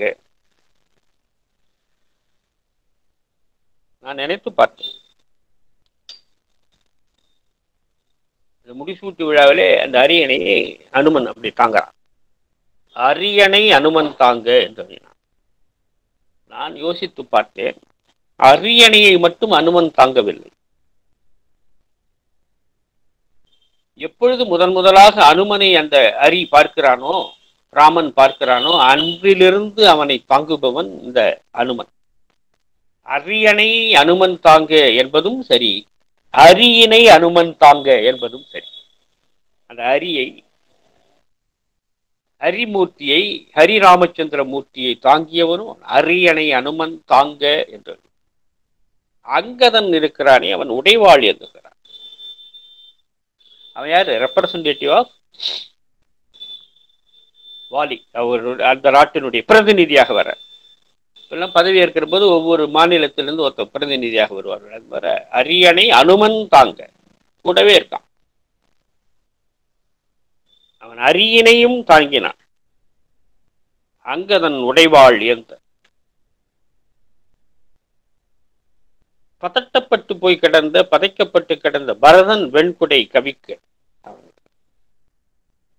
கூடவே இருந்த லக்ஷ்மணனும் ஓரமாக கிடந்த சத்துருக்கனும் இருவரும் கவரி வீச விரை செறி குழலி ஓங்க நறுமண கூந்தலோடு சீதை. சரி, இதை எடுத்து கொடுப்பதற்கு யார்? முடிசூட்ட போகிறவன், முடிசூட்டி முடியை எடுத்து சூட்டப் போகிறவன் வசிஷ்டன். ஆனால் அதை ஒருவர் எடுத்து கொடுக்க வேண்டுமே, அதை யாரை வைக்கலாம் என்று கம்பன் நினைக்கிறான். இதையெல்லாம் எழுத வைத்தானே திருவெண்ணை நல்லூர் சடையப்ப முதலியார். அந்த சடையப்பன் தான் இதை முதலில் எடுத்து கொடுக்க வேண்டும் என்று சடையப்பனை கூப்பிடுகிறார். வாங்கய்யா, நீங்க கொடுத்த இடத்திலையும் நீங்க கொடுத்த சோத்திலையும் உட்கார்ந்துதாயா இதை எழுதின. அதனால நீங்க என்ன பண்றீங்க? நான் நேசிக்கிற ராமனுக்கு முடிசூட்ட வேண்டும், அந்த முடியை எடுத்து, கிரீடத்தை எடுத்து வசிஷ்டர் கையில கொடுங்கய்யா என்று கம்பன் கேட்கிறான். சடையப்ப வள்ளல் அவர்கள் அந்த கிரீடத்தை எடுத்து கையில் கொடுக்கிறார்கள். வசிஷ்டர் கொடுக்கிறார். வெண்ணை நல்லூர் சடையன் தங்கள் மரபுடோர் கொடுக்க வாங்கி. சடையப்ப வள்ளல் இல்லைன்னாலும் அவருடைய பிரதிநிதிகள், அவருடைய வாரிசு அங்க ஒத்திருந்தார். அவர் வல்லகையா நாருக்கையா அவர் தான் போயிட்டாரு. வாங்க, அவர் தான் போயிட்டாரு. வாங்க வாங்க, நீங்க இருக்கீங்களா? உட்காரு, இது கொடுங்க, எடுத்து கொடுங்க. வெண்ணையூர் சடையன் தங்கள் மரபுடோர் கொடுக்க வாங்கி வசிட்டனே புனைந்தான் மௌலி என்று. இங்கதான் எல்லா பாத்திரங்களிலும் இருந்து இருக்கிற எசன்ஸ் என்று சொல்லுகிறோமே, சாறு என்று சொல்லுகிறோமே, அதனுடைய பிழிவு என்று சொல்லுகிறோமே, அந்த பிழிவை அவன் அழகாக சொல்லியிருக்கிறான். இப்படித்தான் கம்பன் நம்மை கலக்கி இருக்கிறான் என்பதாக சொல்லி நெடுநேரம் நான் பேசிவிட்டதாக உணர்கிறேன். என்னுடைய நீண்ட இந்த பேச்சை பல பேர் அந்த சியர் எடுத்துக்கொண்டு என் முகத்தை மட்டுமே பார்த்து கொண்டிருந்திருப்பார்கள். சில பேர் நான் பாட்டில் பேசிக் கொண்டிருப்பேன், அவர்கள் பாட்டில் தங்களுடைய வேலையை பார்ப்பதற்காக உள்ளே போயிருப்பார்கள். பாவம், பேராசிரியர் பெருமக்கள் மூவர் மட்டுமே என்னுடைய பேச்சை கேட்டதாக நான் உணர்கிறேன். அவர்களுக்கெல்லாம் நன்றி. பேசியவன் நான் என்பதை விடவும் கேட்டவர்கள் நீங்கள். அப்படி நான் பேசியதை பார்த்த உங்களுக்கும், பார்க்காது போன உங்களுக்கும், கேட்ட உங்களுக்கும், கேட்காத போன உங்களுக்கும் என்னுடைய அன்பான வணக்கத்தை கூறி, ஆதிசங்கரர் மடம் நிறுவி இந்த சங்கர மடத்திலே இருக்கிற இந்த மத தலைவர்கள், இந்த பீடாதிபதிகள் எல்லாம் சேர்ந்து இந்த கல்லூரியை கட்டி காத்து வருகிறார்கள். அப்படி காஞ்சியிலே பல்கலைக்கழகமே இருந்தது என்று யுவான் சுவாங் எழுதியிருக்கிறார். நலாந்தா பல்கலைக்கழகத்திற்கு இணையாக இருந்திருப்பதாக எழுதுகிறார். அந்த அளவிற்கு உங்களுடைய சங்கரா கலை கல்லூரி யுவான் சுவாங் எழுதியதை போலே, எப்படி பார்க்கடல் காஞ்சியை மூழ்கி எடுத்துக்கொண்டதோ, அப்பொழுது இங்கு ஒரு பல்கலைக்கழகம் இருந்ததாக குறிப்புகள் சொல்லுகின்றன. அந்த நிலைக்கு இந்த காஞ்சி சங்கரா கலை கல்லூரி வளர வேண்டும். அதற்கு லட்சுமி நாராயணனும் மற்ற பேராசிரியர் பெருமக்களும் நாளும் உழைக்க வேண்டும் என்ற என்னுடைய நல்ல எண்ணத்தை நெஞ்சில் கொண்டு வாய்ப்பளித்து மகிழ்ந்து இருக்கிற உங்களுக்கு என்னுடைய அன்பை, நன்றியை, வாழ்த்துக்களை தெரிவித்துக் கொள்கிறேன். கேட்ட மாணவர்களுக்கும் கேட்காத மாணவர்களுக்கும் வழக்கம் போல் என்னுடைய வாழ்த்துக்களை தெரிவிக்கிறேன். நன்றி, வணக்கம். நன்றி ஐயா, நன்றி. இந்த அரிய பொழிவு, அதாவது எப்படி ரசிக்க வேண்டும், எப்படி ரசனையோடு ஒரு இலக்கியத்தை அணுக வேண்டும் என்பதற்கு ஒரு இலக்கணமாக, ஒரு நீரோட்டமாக எவ்வாறு ஒரு உரையாற்ற வேண்டும் என்பதற்கு ஒரு இலக்கணமாக உங்களுடைய இந்த உரை அமைந்தது. மாணவர்கள் அனைவருக்கும் பயன்பெற்றிருக்கும். இணைய வழியாக இதுதான் ஒரு சிக்கல், என்ன கவனிக்கிறாங்களா கவனிக்கலையா அப்படின்ற ஒரு யோசனையும். ஏன்னா அவங்க இப்ப மேடை தமிழ்ல நேரடியா பார்க்கிற போது அவங்க முகங்கள் பாவங்கள் எல்லாம் பார்த்து நாம பேச முடியும். அதுல நான் அந்த பேசுகிறவரும் ஒரு சக்தியை உள்வாங்கி கொண்டு அவங்களுக்கு தகுந்த மாதிரி பேச முடியும். ஆனா இந்த மாதிரியான ஊடகங்கள்ல இது ரொம்ப சிரமம் தான். ஆனா இது உங்களுக்கு பழக்கப்பட்ட ஒன்று. ஏன்னா தொலைக்காட்சிகள்ல காணொலி பதிவுகளை செய்கிற போதும், வானொலிகள்ல பதிவுகள் செய்கிற போதும் ஒரு பெட்டி அறைக்குள்ளார தங்கி எல்லாரும் இருக்கிற மாதிரியே நினைச்சுக்கிட்டு பேசுறது அப்படின்றது உங்களுடைய பழக்கத்துக்கு தான் நாங்களும் இந்த வகுப்புகளின் வழியாக ஆளாகி இருக்கிறோம். இது தவிர்க்க முடியாததும், ஆனால் பல பேரை சென்றடையக்கூடிய ஒரு பெரும் சக்தியும் உடையது என்பதை எதிர்கால சமூகமும் தற்கால சமூகமும் நன்கு உணர்ந்திருக்கிறது. அழகாக பயன்படுத்தி கொண்டிருக்கிறோம். மிகுந்த நன்றி ஐயா. முறைப்படியான நன்றியை சொல்வதற்கு எங்களுடைய பேராசிரியர் வர, அதுக்கு முன்னாடி ஐயா சந்தேகப்பட்ட மாதிரி நாங்க கேட்டுட்டு தான் இருந்தோம்னு யாராவது ஒரு மாணவர்கள் ஒரு ஐயத்தையோ அல்லது கேள்வியோ இல்ல கேட்டதை பத்தி உங்களுடைய மன திருப்தியோ பதிவு செஞ்சா நல்லா இருக்கும். நான் இலங்கை தமிழ் 1ஆம் ஆண்டு சங்கரா கலை மற்றும் அறிவியல் கல்லூரியில பயில்கிறேன் ஐயா. நீங்க உரையாற்றிய பொழி எனக்கு மிகவும் பயனுள்ளதா இருந்துச்சு ஐயா. ரொம்ப நன்றி ஐயா. ஐயா போதுங்களா? கவனிக்கிறாங்க எங்க மாணவர்கள், ரொம்ப அறிவார்த்தமான மாணவர்கள். அதுலயும் குறிப்பா 1ஆம் ஆண்டுல வந்திருக்கிற மாணவர்கள்ல ஒரு மாணவர் கேட்டார், முதல் வகுப்புல அறிமுக வகுப்புலயே கேட்டார், ஏங்கய்யா இந்த கண்ணகி செஞ்சது அநியாயம் இல்லையா அப்படின்னு.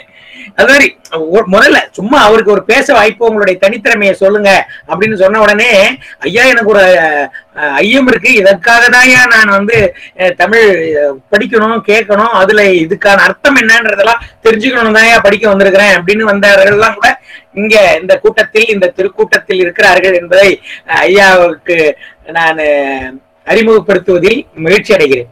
அந்த மாதிரி ஆர்வமுள்ள மாணவர்கள் பலரும், தேடி தேடி தமிழ் படிக்க வருகை தந்த மாணவர்கள், சாதிக்க பிறந்த மாணவர்கள் இங்கே இணைந்திருக்கிறார்கள் என்ற நம்பிக்கையும் மகிழ்ச்சியும் உங்களிடத்துல பகிர்வது மகிழ்ச்சி அடைகிறோம். அதனாலதான் உங்களுடைய உரை பொழிவை அவர்கள் மிகுந்த பயனுடையதாக எடுத்துக்கொண்டிருப்பார்கள், எடுத்துக்கொள்வார்கள்.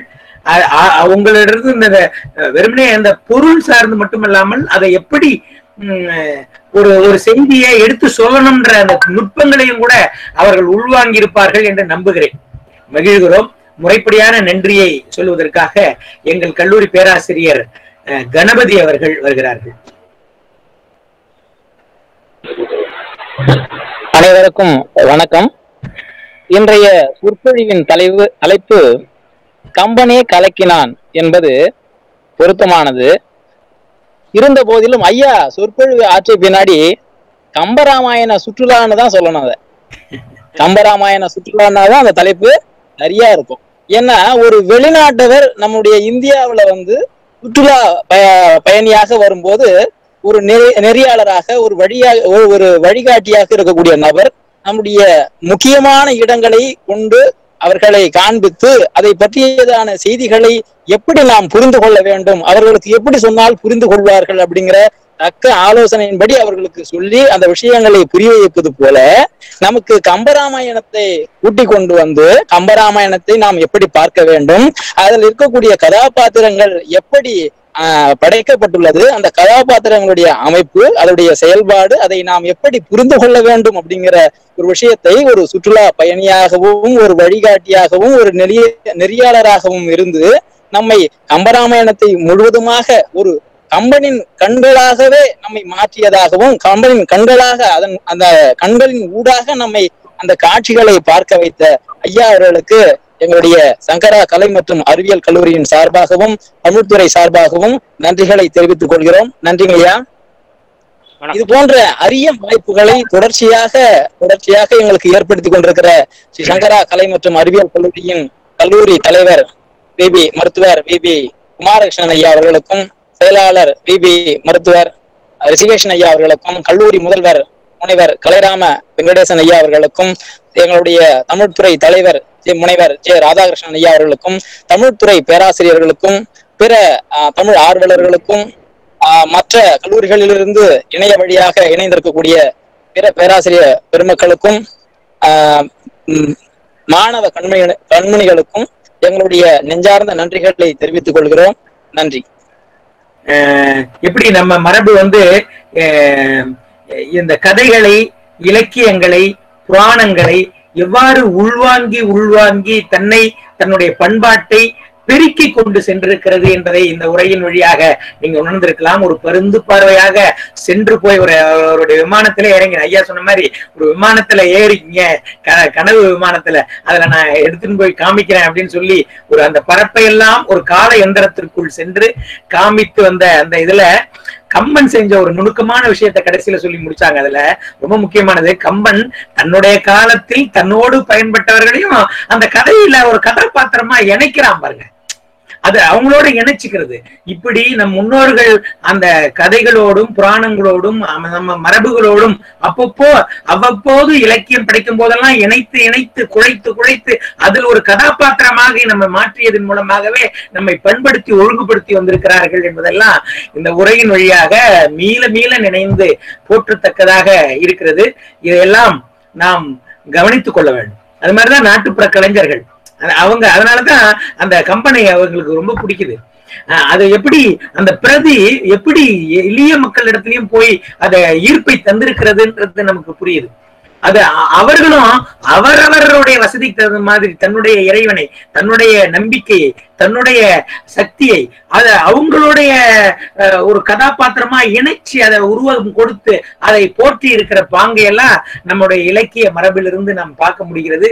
இது ஒரு உன்னதமான மரபு. இதை நாம் எல்லாரும் கையெடுத்துக் பெற்றுக்கொள்ள வேண்டும் என்று சொல்லி இந்த இணைய நிகழ்வுக்கு இணைந்திருந்த அனைவருக்கும் நன்றி கூறி விடைபெறுகிறோம், நிறைவு செய்கிறோம். நன்றி, வணக்கம்.